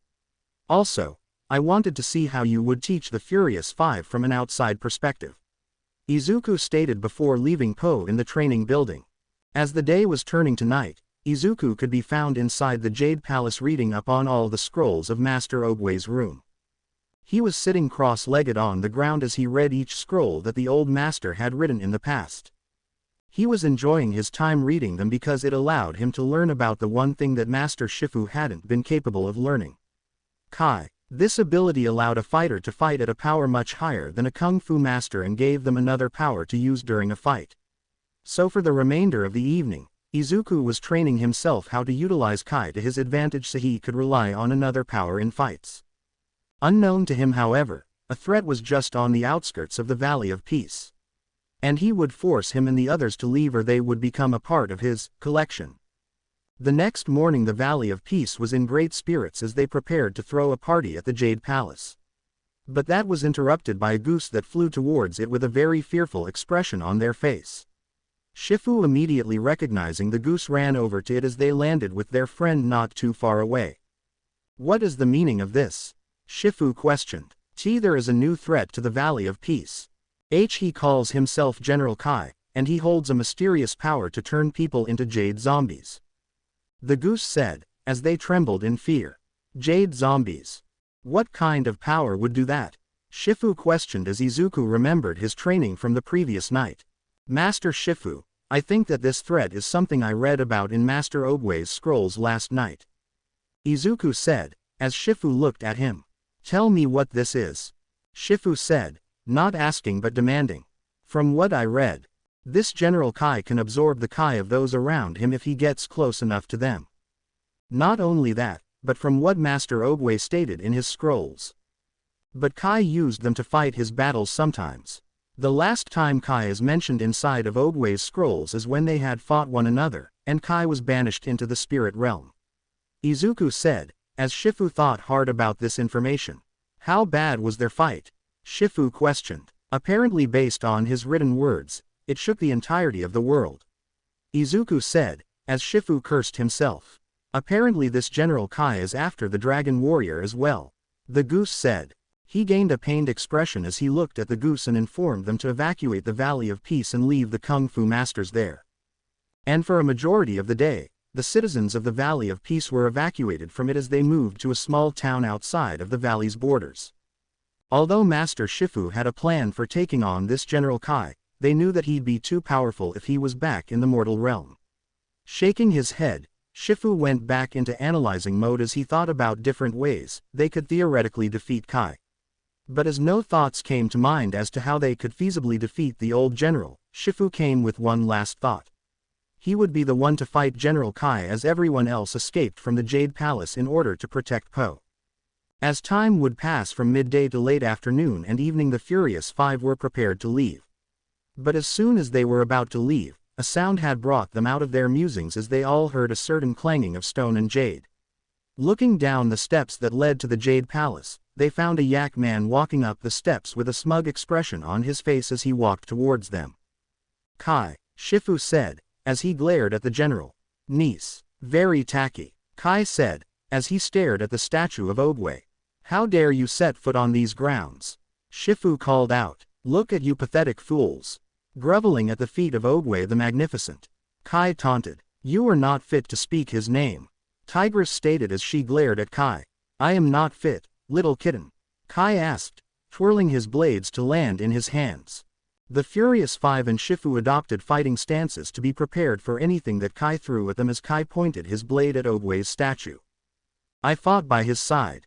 I loved him like a brother. And he betrayed me," Kai said, as he gained a slightly pained expression before continuing. "Well, now I will destroy everything he has created," Kai said, before growling out in a yelling manner. He threw his jade blades towards the Furious Five and Shifu as he called out go to the other masters. Monkey jumped to some rocks nearby as he climbed up and leapt at Kai, landing on his jade blade as he was redirected.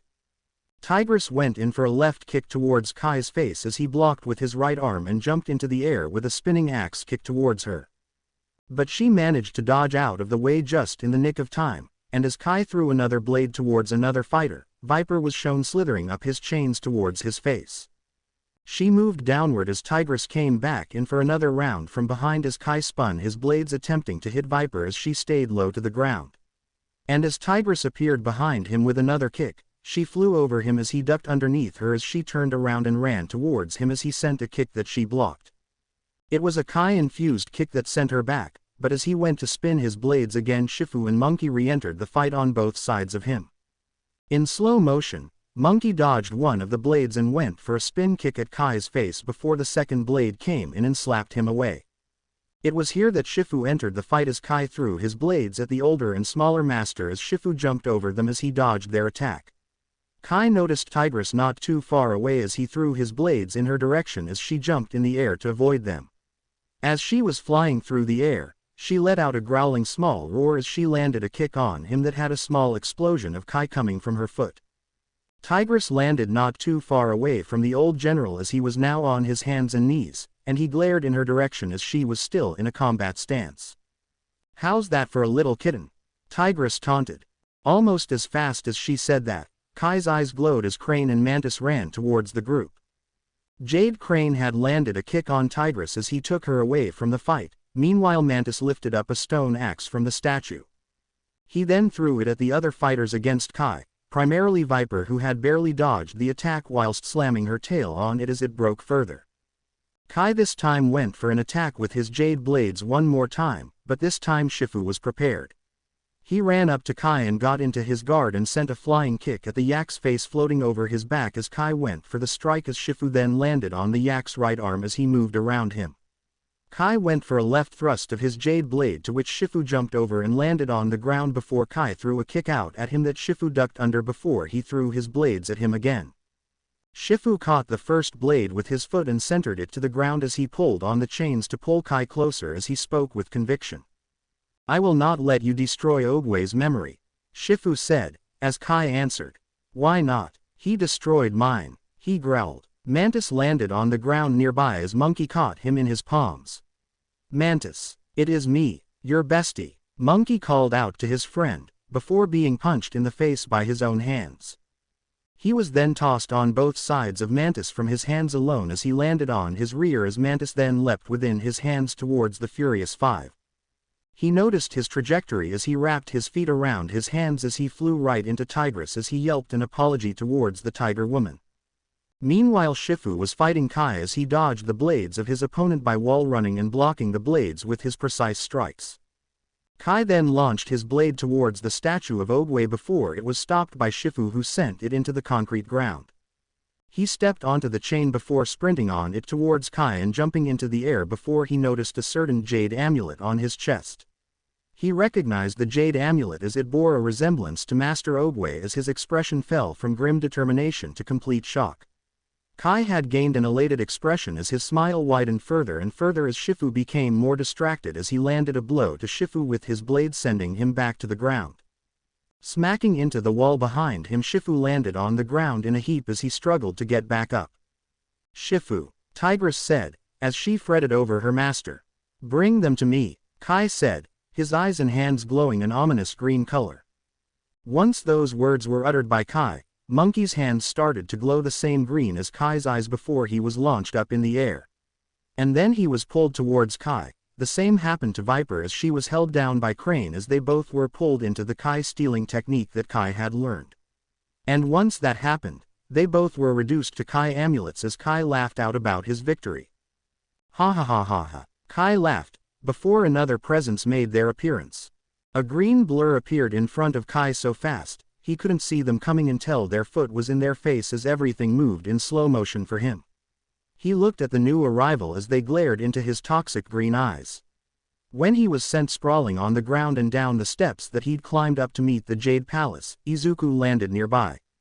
Sorry I'm late, just told Po to leave the Valley of Peace and had to help him prepare for his journey.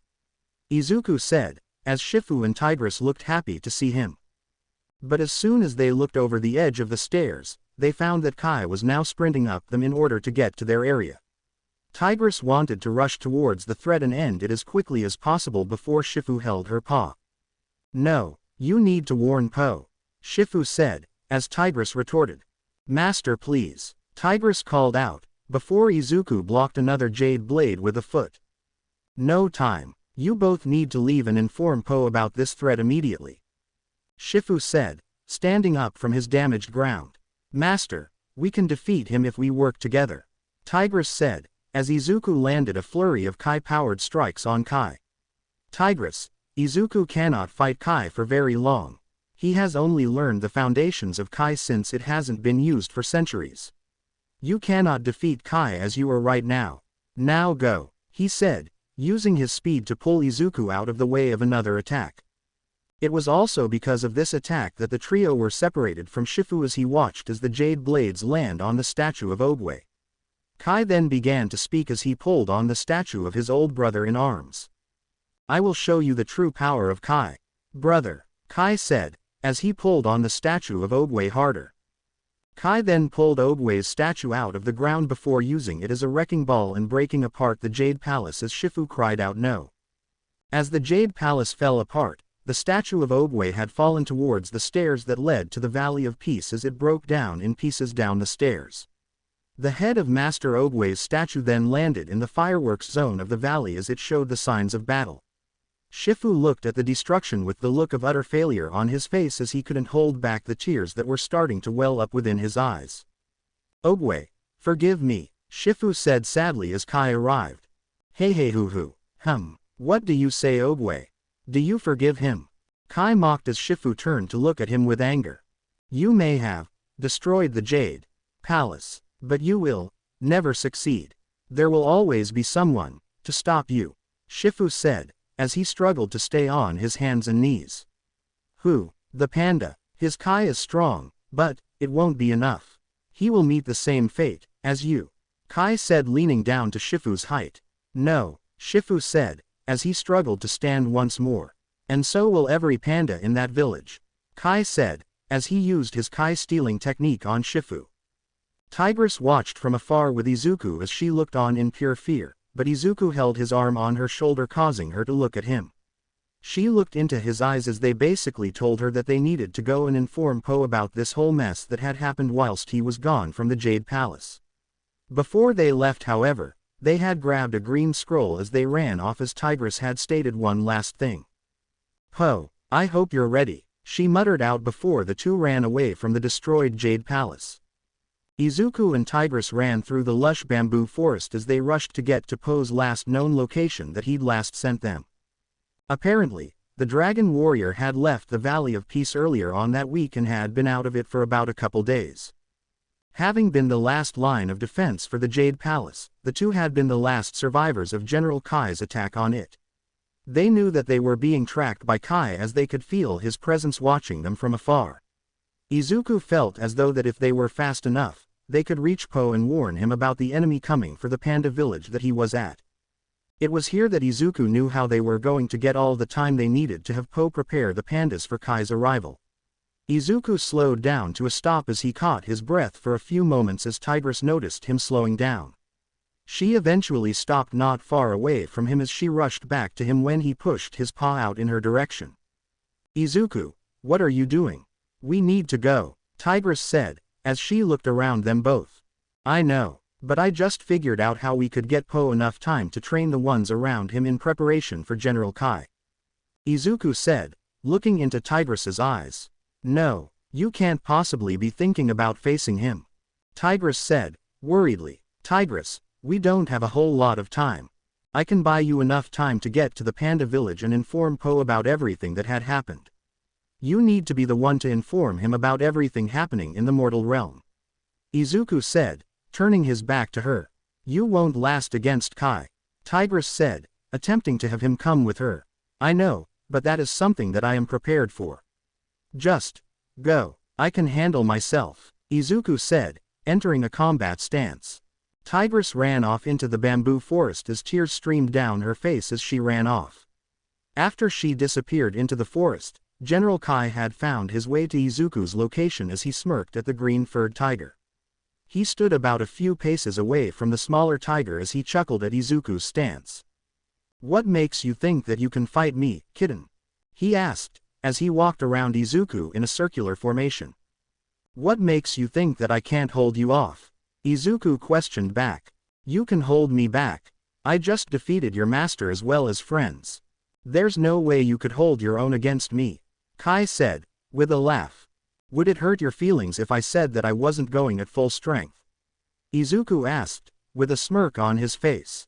"Grr, if you weren't going full power against me earlier, then that means you were disrespecting me," Kai said, as he slowly walked towards Izuku. "It's not disrespect, I was just gauging your power and strength. And I think I managed to crack how powerful you really are. At least, without your jade weapons," Izuku said, as Kai stared at him with an angry expression. Tigress ran as fast as she could. The only thing running through her mind was how she hoped that Izuku would manage to escape like he had with Tai Lung. The two martial artists watched one another before they seemingly disappeared from view, appearing in front of the other in the middle of the bamboo clearing they clashed.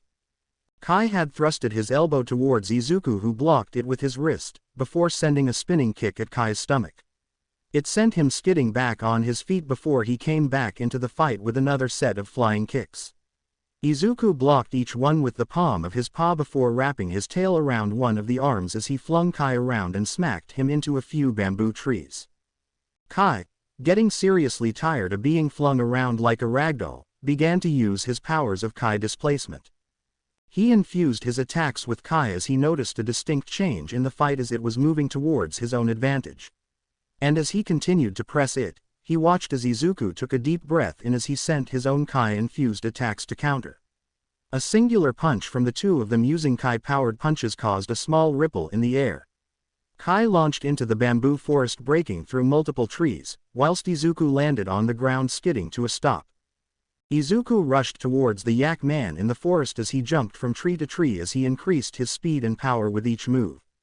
Soon he found Kai as he was getting back up from the ground, rubbing his head slightly, and that was when Izuku entered combat again. Leaping from one of the trees, he caught Kai off guard as he slammed a Kai-powered palm strike into the man's back, sending him flying through the trees again and back into the clearing. Jumping back into the trees, he moved quickly as he needed to buy enough time for Tigress to get to the small village. Reaching the clearing, he found Kai glaring at him in righteous fury. He ran towards him, rage overtaking his mind as he sent a flurry of punches and kicks that were with his jade blades mixed in. Dodging the attacks that Kai threw at him, Izuku countered with calm palm strikes, sending each attack around himself. A punch near his face was countered with a palm strike at the wrist, sending it upwards. A kick towards his stomach was caught by his tail and spun the villain around before he kicked the yak in the back. When Kai came back, he threw his jade blades to wrap around Izuku, who just used his tail to wrap the weapons around one another before kicking it back at him. He needed to keep himself from being wrapped up in those blades, since that would mean that this fight is over. Rushing towards the villain, Izuku sent a flurry of attacks that were powered by Kai. Each attack caused the ground to rumble slightly as Kai was pushed back a few steps, before Izuku continued his onslaught. A kick to the temple, disorientating Kai, had him stumbling, then a punch to his gut caused him to bend over holding his stomach. Izuku then sent a flurry of Kai-powered strikes at the yak's head, causing him to tumble away from him. Izuku stood still as he watched the yak begin to chuckle before going into full-blown laughter. HM. Ha ha ha ha ha ha ha ha. That is a good fight, kid, but you will need at least 1,000 years before you can actually defeat me. Kai said, as he smirked at Izuku. I wasn't fighting to defeat you. I know that I won't win. Izuku stated as he glared at the yak. Then why are you fighting so hard to beat me? Kai asked, confused before recognizing the true intent. Ah, so you are trying to hold me off for your little friend to warn the dragon warrior. Aren't you? Kai questioned, earning him a flinch. Whatever you do now, Tigress is already at the panda village where Po is. And they are currently training the pandas to take you and your Jade masters on. Izuku said, as Kai chuckled. You pulled me into a fight just to buy the dragon warrior and your girlfriend some time. That is hilarious. There's no way for them to defeat me. I'm already dead, Kai said, in laughter. We'll see about that, Kai. Izuku said, entering a combat stance once more. Rushing at the other, the two this time went full power. Kai was using more of his Jade Master servants to fight Izuku, who was proving to be a powerful warrior against them. It was only when Master Shifu and Tai Lung were fighting him, that he even showed a slight sign of weakness. But that was all he needed. As Izuku sent a kick to the Jade Tai Lung, he felt something coming behind himself as he jumped into the air, dodging a kick from the Jade Shifu. But that was when he felt something pull him towards Kai. Using his pure strength, he attempted to break free of the binds holding him still in the air. He was about to break through the chains when he felt his Kai suddenly begin to leave his body. That was a good effort, but in the end, you will be a part of my army. And then I will successfully find and take the Kai of every living person in the living realm. Kai said, as Izuku left him on some parting words. The more Kai you'll get, the less you will have. Overall, Izuku stated as Kai chuckled. Those are the words of Master Oogway before I took his Kai. Kai stated as Izuku's face went up in confusion before becoming a Jade Tiger. Ah, that was some good Kai. That was even more than Tai Lung and Shifu as a combined reference. He was a strong warrior. Had he met me in my prime, he could have given me some trouble. Now, to find the panda village. If he was right about his words, the tiger woman must have made it to the village by now and is currently training them. The stronger they are, the more Kai I can take. Ha ha ha ha ha ha, Kai said, laughing before rushing towards the panda village. Off near the panda village, Tigress had finally arrived. She had looked so scared when she entered, but as soon as she saw Po she rushed towards him. Po, noticing Tigress's disheveled form, rushed to her aid as he looked over her with concern and worry. Tigress, what happened? Po asked, worriedly. General Kai has come back from the spirit realm. He's taken the Kai of everyone. Tigress said, as she took in deep breaths.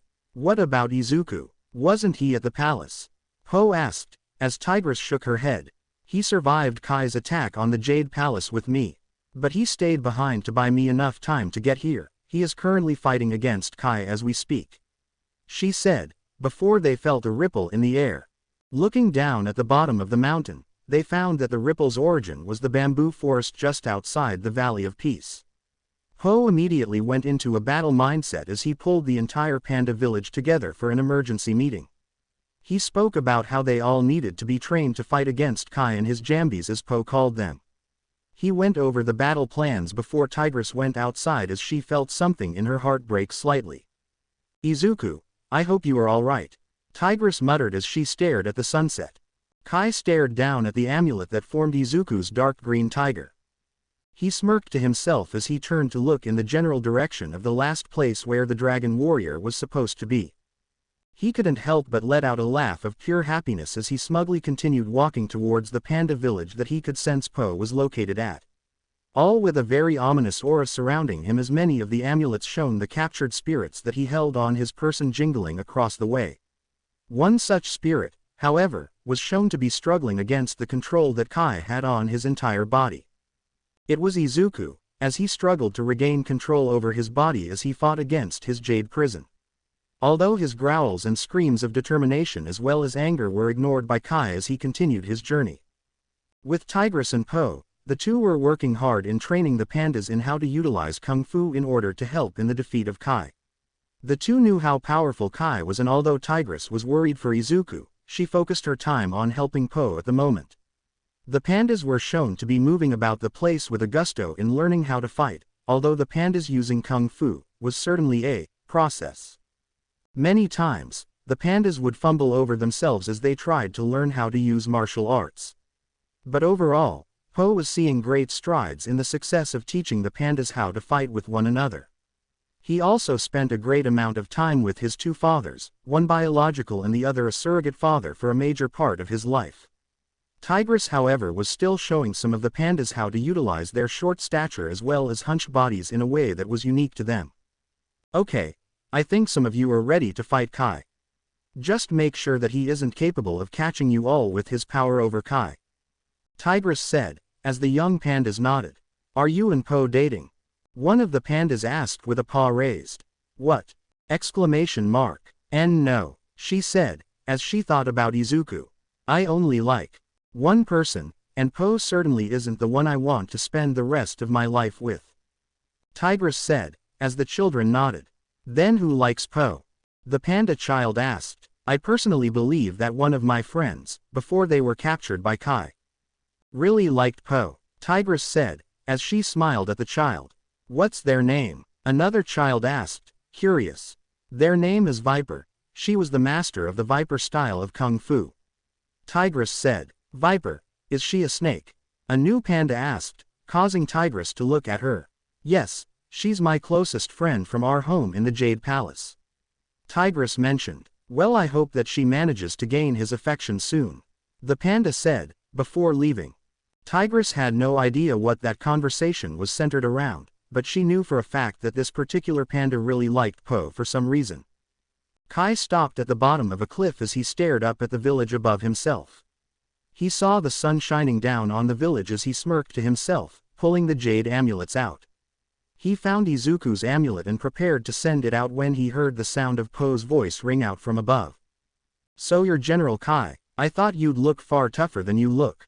Po called out. So you're the dragon warrior. I never thought that Oogway would choose a panda for that, but now that I see you, it makes sense. Kai retorted, causing Po to look at him confused. What are you talking about? Po asked, confused. He always loved speaking about metaphors. Kai called out, using his jade blade to smack Izuku's jade amulet over to Po's form. The panda immediately rushed away from the cliff as he watched the singular amulet fly towards his position. As soon as it smashed into the ground, Po stood back up and stared into the smoke as green eyes glared at him from the smoke. Stepping out of the smoke, forcing it to dissipate, Po stood completely shocked as he saw a jade tiger glaring at him. No way. Izuku, please tell me there's no way he caught you too. Po asked, looking scared. Izuku just continued to glare at him before rushing the completely shocked panda. Thrusting a kick at Po's stomach, the panda had blocked the strike before being slapped in the face with a jade tail.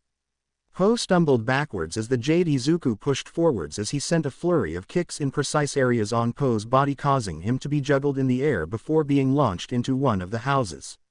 Tigress arrived on the field of battle as well, but she was shocked at Izuku's fate as well when she saw his jade form.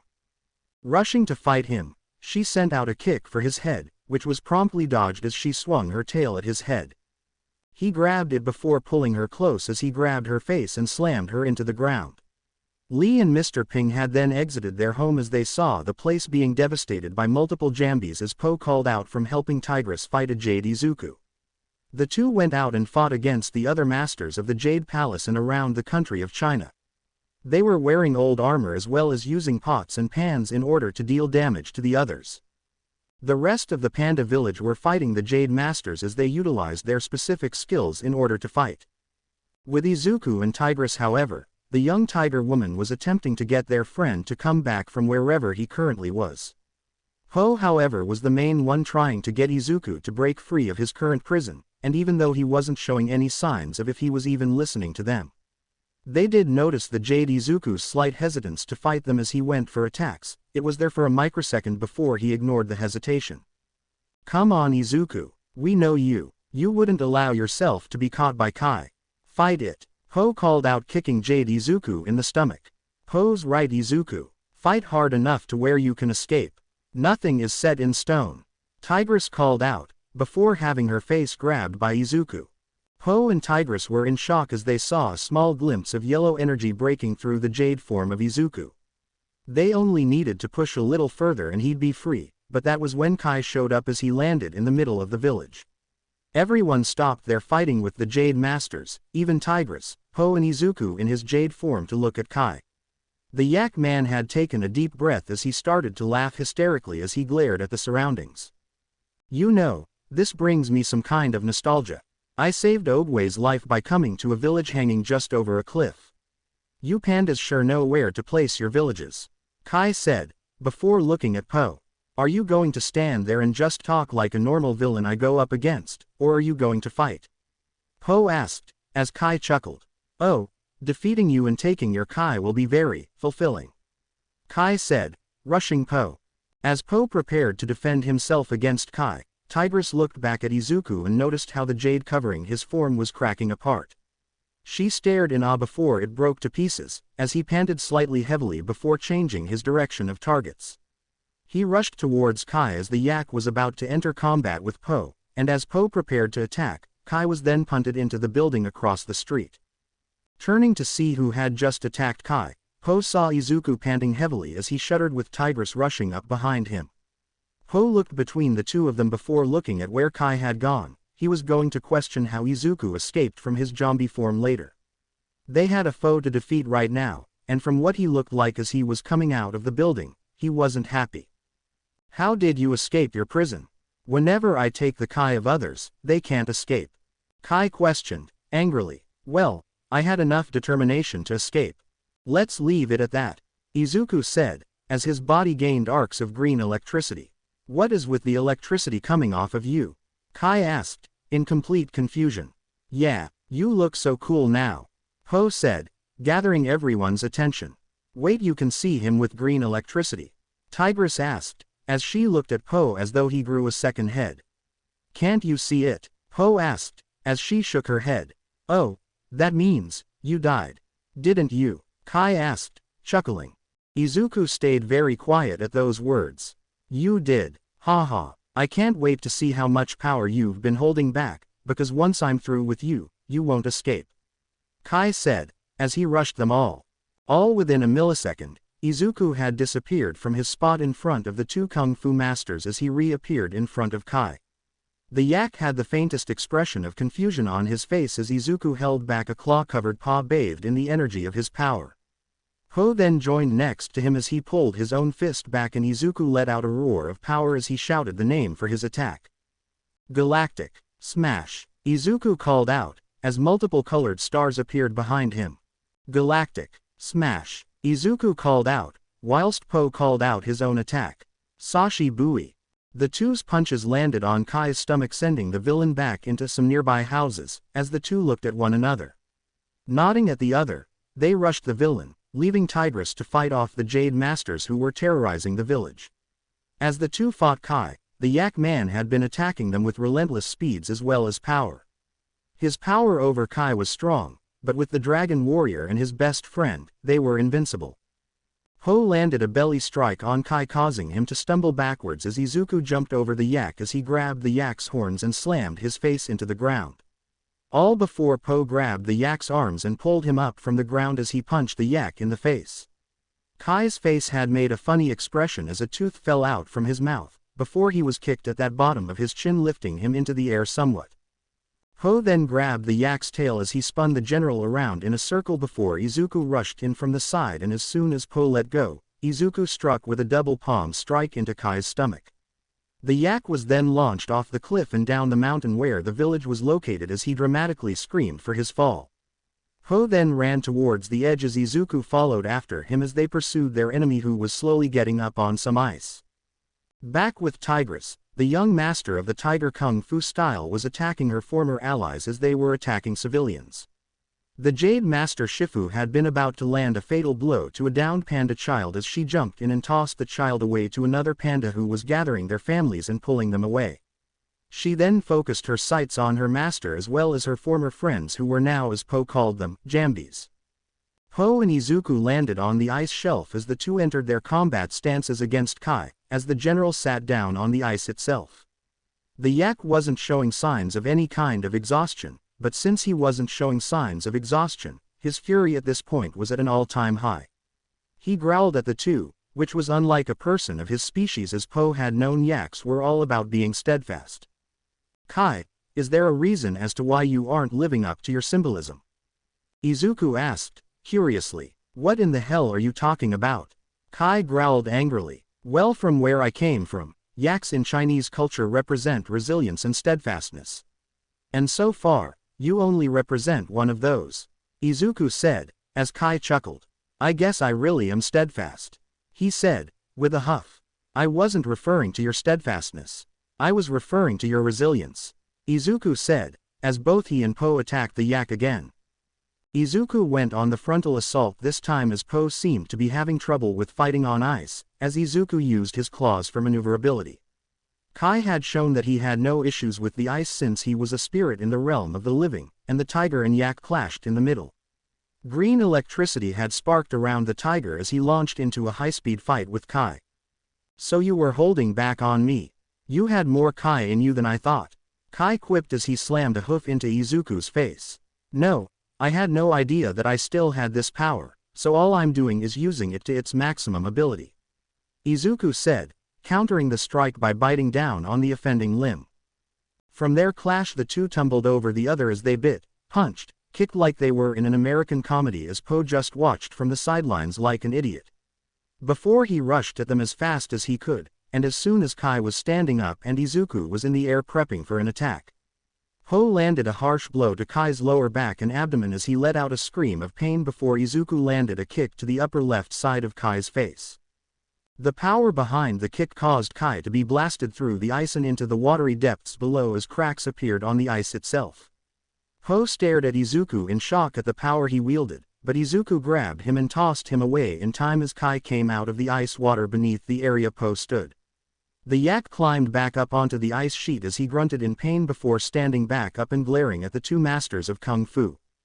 You know, I feel as though I can't beat you together. So I should probably force one of you to be distracted fighting someone else. Go fight the tiger, turtle. Kai said, whispering the last part. Turtle, you have a turtle master in there? Izuku asked, confused. That was when Master Oogway appeared as their enemy, and both Po and Izuku could only stare in shock as they looked at the old master staring at them. He immediately rushed the two as he sent a clawed hand into Izuku's stomach so fast that he didn't react in time as he was launched into the rock face behind them all as Oogway followed after him. Po was so confused by the whole thing that he was constantly looking back at Oogway and Izuku before looking back at Kai as the yak started to laugh manically. Hee hee, ha ha ha ha ha, I see that you're confused about how I caught Master Oogway. And I will say that I have been trying to catch him for 500 years. Kai said, as Po stared at him in confusion. What are you talking about? Oogway died like a year and a half ago. Po exclaimed as Kai smirked. Time in the spirit realm transcends that of the mortal realm. 1 minute in there, might as well be a few hours out there. But if you surpass a day in there, it will be way over 5 years total. Kai quipped before clocking Po in the face. Yow, he called out before bouncing on the ice once again. Izuku coughed up some saliva as he crawled out of the ice wall. He watched as Master Oogway calmly walked over to his location as he showed no expression on his face. Falling from the wall and landing on the ice, it cracked underneath his feet as he rushed at the now fallen master. Oogway rose his staff in order to counterattack Izuku's strike before the tiger literally flew around Oogway's staff, greatly confusing the tortoise. That was before Izuku sent a resounding palm strike into the tortoise's back, causing him to stumble forwards. Izuku then grabbed Oogway's neck. Sorry Oogway, Izuku mumbled under his breath, and he threw the old master into the sky. Pulling back an arm, Izuku's entire fur-covered arm became covered entirely in green sparks of electricity as Oogway fell from the sky. He began to create a Kai barrier around himself when Izuku blasted himself up from the ground. "Sorry master, but I need to assist Po with taking down General Kai. If you're still in there, return to your amulet form and resist his control," Izuku called out, as Oogway's position had faltered a bit from his speech. Once Izuku was within striking range of the Jade Oogway, he watched as the staff was closing in on his neck. And that was when Izuku released all the power he could into Oogway's face as the Jade Oogway was blasted high into the air as his form was reduced back into an amulet. It was immediately recalled back to Kai as the yak had glared at Izuku from where his fight with Po had reached its fever pitch. "Sorry Kai, but this is over," Po called out, as he had the yak in the wushy finger hold. "Skadoosh," Po said, lowering his pinky finger. And as soon as the finger was lowered, what was supposed to happen to the yak in returning him into the spirit realm didn't happen. The yak stayed there for a second before acting like the finger hold was able to damage him before he ended up laughing at Po's expression. "I thought I already told you. You can't kill something that is already dead," Kai said, as Izuku ran over to Kai. "Not if I have anything to say about it," Izuku called out, as he grabbed Po's hand and placed them together in the wushy finger hold. What are you doing Izuku?" Po called out as Izuku smirked. "He can't be killed in the mortal realm. So long as you can return back to the mortal realm, you can to the finger hold on yourself to bring him there," Izuku said, as Po gained an elated expression on his face. "Skadoosh," Po said, lowering his finger. Almost immediately, Po and Kai were teleported away from the battlefield as Izuku was blasted back from the spot. Izuku stared down at the dirt and rocky spot that now had cherry blossom tree leaves on the ground forming a yin and yang symbol. Izuku turned to look behind himself as he found the Panda village had managed to somehow, someway, defeat all the masters of Kung Fu and had them comedically wrapped up in toilet paper enough that they couldn't escape. Tigress had run down the hill and given Izuku a hug. She was crying about how she thought she'd lost him to Kai as Izuku reciprocated the affection she was giving him. They both then looked back at the yin-yang imagery on the ground as Tigress was the first one to speak.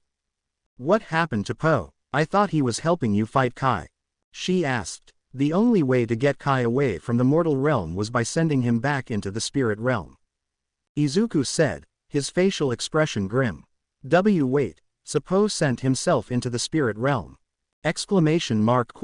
Tigress asked, alarmed. "Don't worry, have faith in him. He'll be able to defeat Kai," Izuku said, as Tigress looked at him. "It took you both to fight him at the same time to overwhelm him. What makes you think that having faith in Po will somehow give him the strength to fight off Kai?" She growled at him. "He's the dragon warrior Tigress. How is he supposed to believe in his own strength when his friends don't even believe in him? Just allow him the chance to show how strong he is without our presence and allowing him to grow without us helping him," Izuku growled back at her. Inside the spirit realm, Po stared at the surrounding area as he waited for Kai to show himself. He was taking in the nice view as he heard the sounds of grunting before taking Kai's expression in. The yak was appearing as though he were about to burst a blood vessel from how pissed off his expression was. He growled at Po before walking towards him with intent to take his Kai and be done with it. "When I get your Kai, I will return back to the mortal realm, and I will take the Kai of every single master and tear down everything Master Oogway has ever built," Kai growled. "Don't you get it Kai? All you're doing is bringing an end to yourself. This hunger for more power, it's going to kill you," Po called out, as Kai growled and attacked. The two clashed in the air as Po had been lifted into the air of the spirit realm as Kai threw his jade blades in his direction. Po had then sucked in his gut as he moved sideways towards Kai as the blades moved in slow motion past him before everything went back into normal motion once again. As Po looked back behind him to see what happened to the blades, Kai then pulled them back towards himself in a large arc, pulling a large structure they'd gotten stuck inside towards the dragon warrior. Kai then pulled back a palm as he charged his gathered Kai into his palm as he then struck Po through it, causing the panda to be immediately dazed from the attack. Faster than Po could even react, the chains that connected the jade blades to Kai's hands had wrapped around the panda and pulled him in towards the yak himself. Kai placed his palms in a motion to turn Po into a jade amulet. As he pointed them at Po, and a golden glow came across the panda's body. Kai's hands had also gained a green ominous glow as Po struggled to escape from his bindings before Kai began to prepare the ritual. On the outside of the spirit realm, the small yin-yang representation of Po had been blown a bit from the wind, showing that Po wasn't really winning this fight right now. Tigress gave Izuku an expression of worry as Izuku shook his head, as though asking her to have faith. Mr. Lee and Ping were becoming more worried as Lee grabbed a petal before speaking in a very stressed tone. "Come on, son, fight," Lee said, extremely worried. Inside the spirit realm, Po was watching as Kai struggled slightly with a smug expression on his face as he began to turn Po into an amulet. Po himself was starting to become fearful of what would happen to himself if this continued as he watched the green jade appearance take over most of his body. "We have to help him. We have to help him. Everyone gather around," Lee said, as everyone, even Izuku, gathered around the yin-yang symbol. "That's it, come in close," he said, panicked. "Come on, we can do this," he said, as he tried to channel Kai like his ancestors could. Back inside the spirit realm, Po was really struggling in getting away from Kai's powerful ability to take his Kai from him. All that was left of him was his neck and head that he tried to the best of his ability to drag out as long as possible by stretching his neck as far as he could, the fear palpable on his face. Back in the mortal realm, Tigress, Lee and the rest were placing their palms in the way to pass Kai on to another fighter. And as Po was slowly becoming more and more resigned with his fate to be defeated by General Kai, Lee spoke but was unheard by his own son. "Po, you taught us who we were meant to be. A father," Lee said, as he pointed his hand out to the symbol of the yin and yang as Po's face was slowly becoming jade. "A friend," Tigress said, pointing her paw out as well. "Someone who can believe in other strengths," Izuku said, pointing his own paw at the symbol. "A dumpling," a child panda said, pointing their paw at the symbol. "A lethal fighting machine," an older panda said, eyes closed.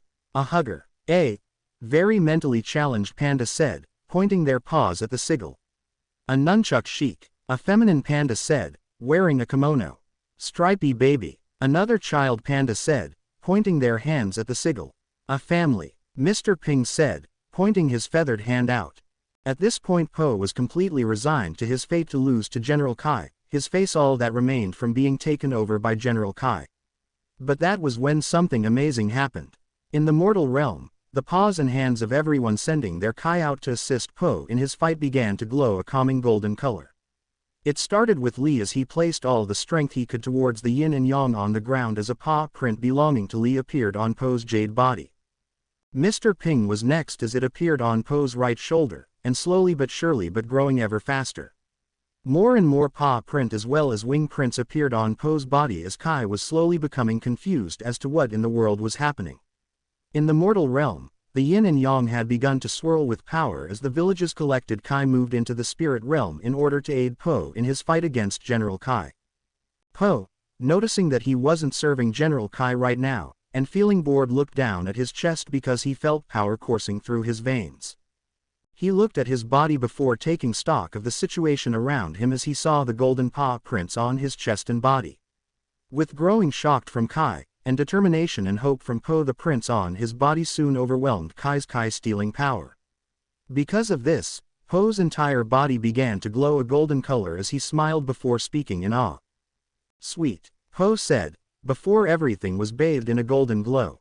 Kai was blasted back from Po entering his most powerful form within the spirit realm as he landed on a nearby platform with multiple column stabilizers.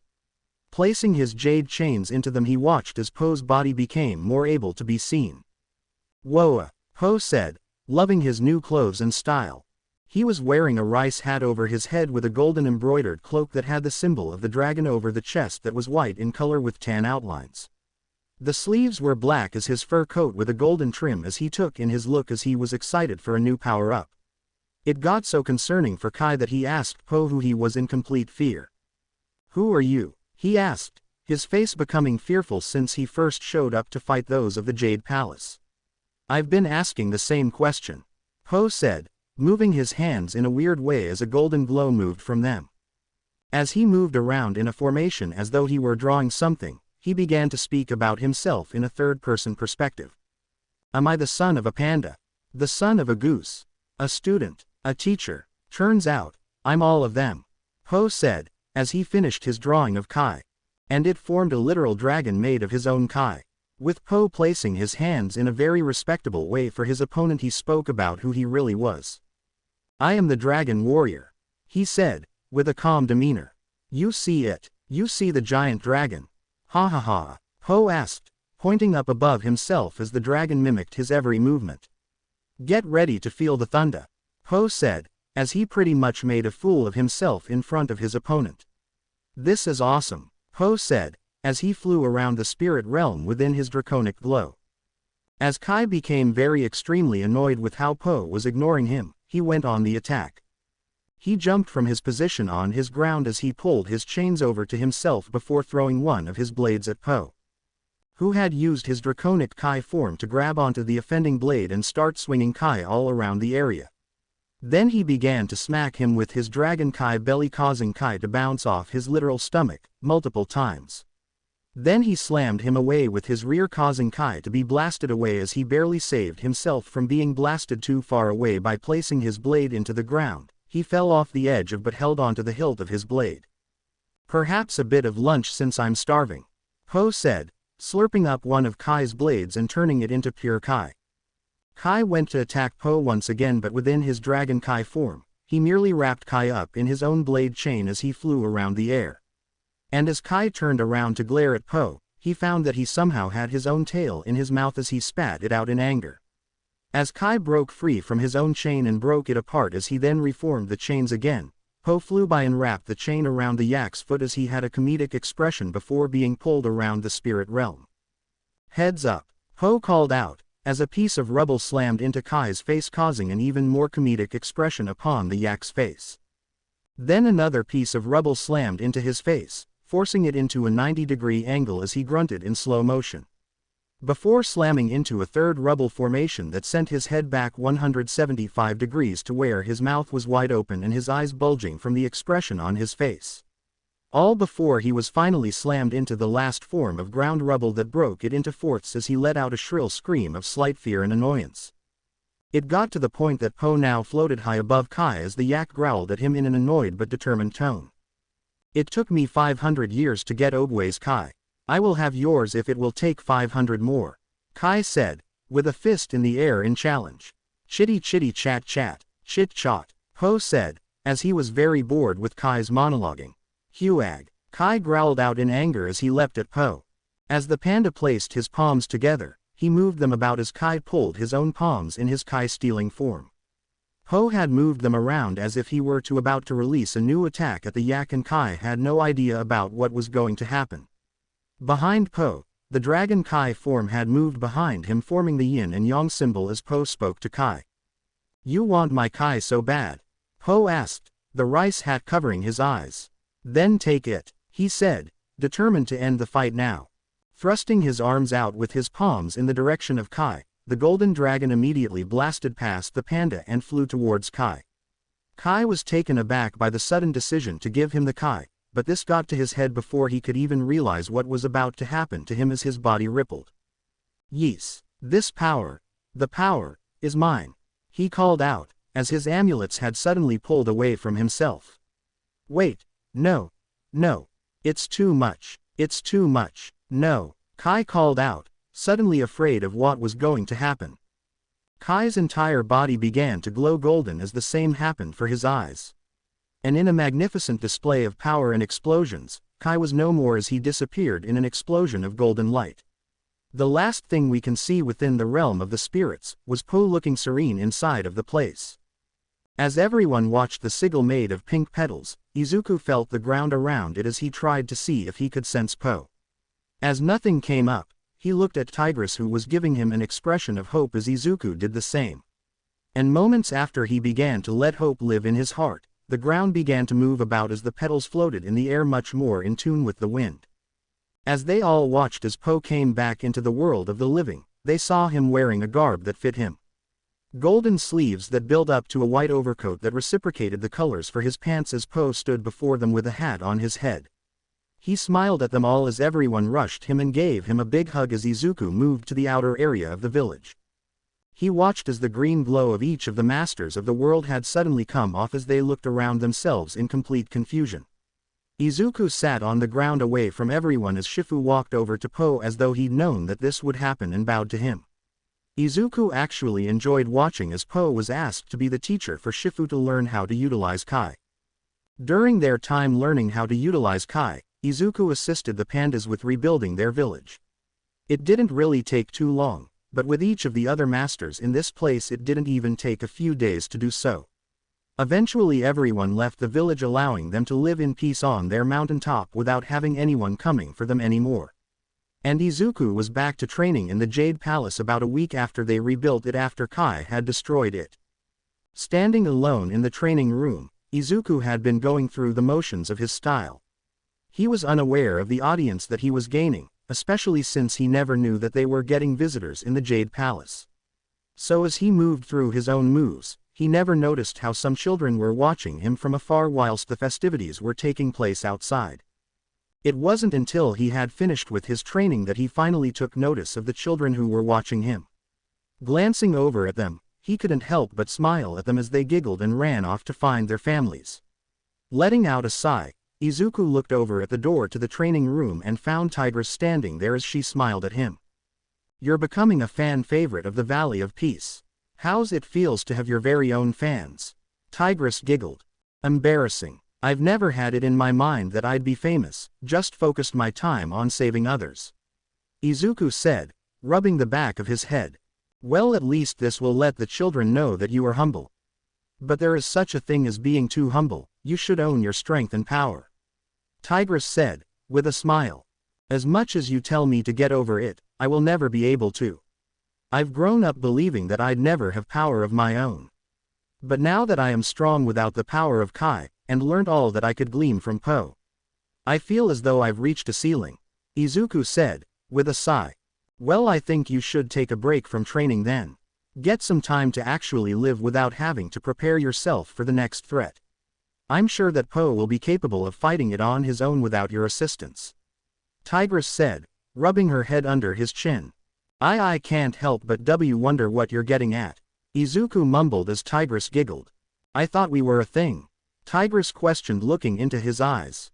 We were. I thought that you wanted some space," Izuku questioned as he gave a confused expression. "I swear, I gave you multiple signs that I liked you," Tigress said, as Izuku chuckled.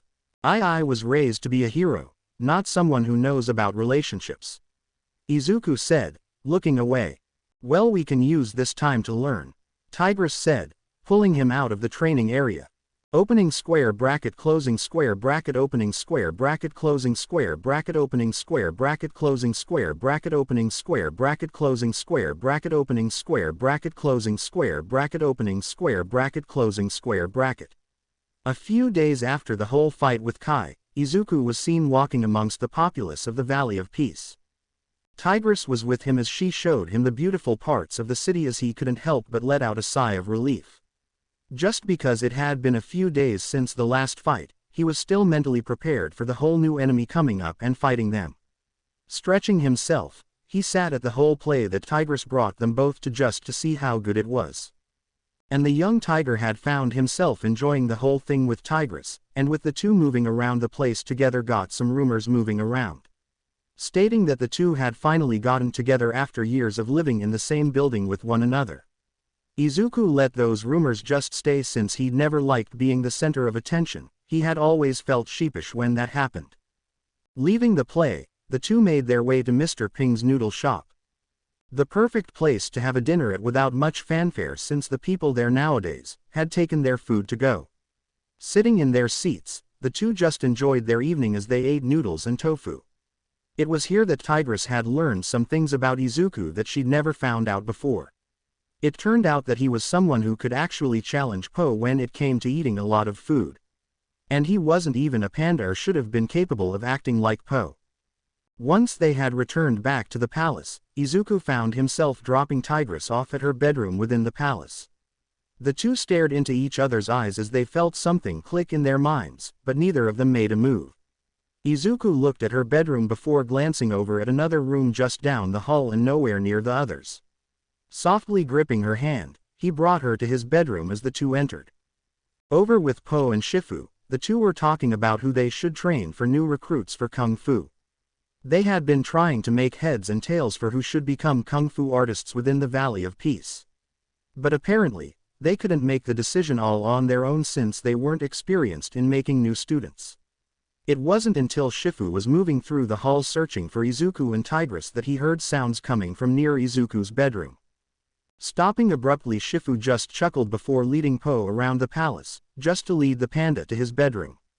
When asked why they weren't getting Tigress and Izuku, Shifu just informed Po that they were spending some time alone with one another. When questioned further, Shifu just slid the door shut and left Po with questions on his mind to ask Izuku in the morning. When morning came around, Izuku and Tigress exited his room at different times. The young tiger was far more energetic this morning compared to others as he stretched himself before running the gauntlet that morning. Po and the rest of the Furious Five watched as Izuku completed the gauntlet within the training facility within minutes, surpassing the time that Mantis had done in a far faster time than the Mantis could do at the time.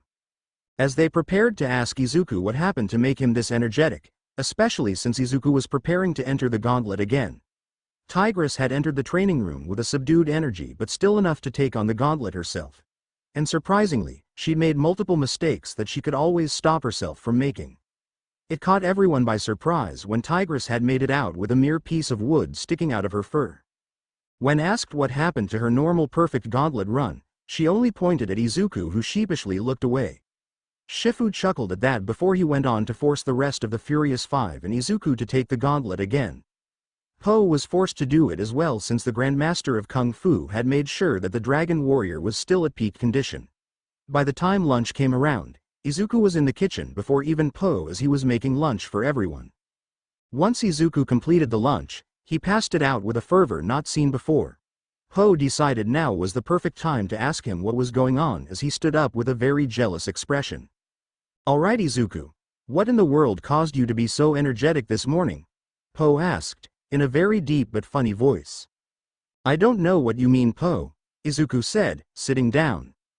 "You're too energetic in the morning. You're usually slower than Tigress on the gauntlet and now she's slower than you and Mantis," Po exclaimed, as Izuku coughed hard on his soup.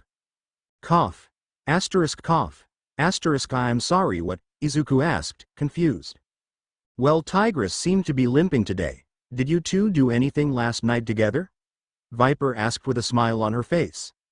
"I mean, she brought me out on a date yesterday, and I dropped her off at her room last night," Izuku replied as he took a spoonful of soup. "So I don't know what she could have done last night to cause her to do that," Izuku said, looking away from the group. "I know what you two were doing last night, Izuku, and whilst I accept your relationship with her, I cannot in good conscience state that what you did to her last night was very helpful to her training today," Shifu said, entering the room with a filled bowl of soup. Master S. Shifu. "I hope you slept well last night," Izuku said, with a bow. "With as much screaming I heard last night, I think not," Shifu retorted with a knowing smirk. Izuku wilted under the master's gaze as he looked away and continued to eat his soup.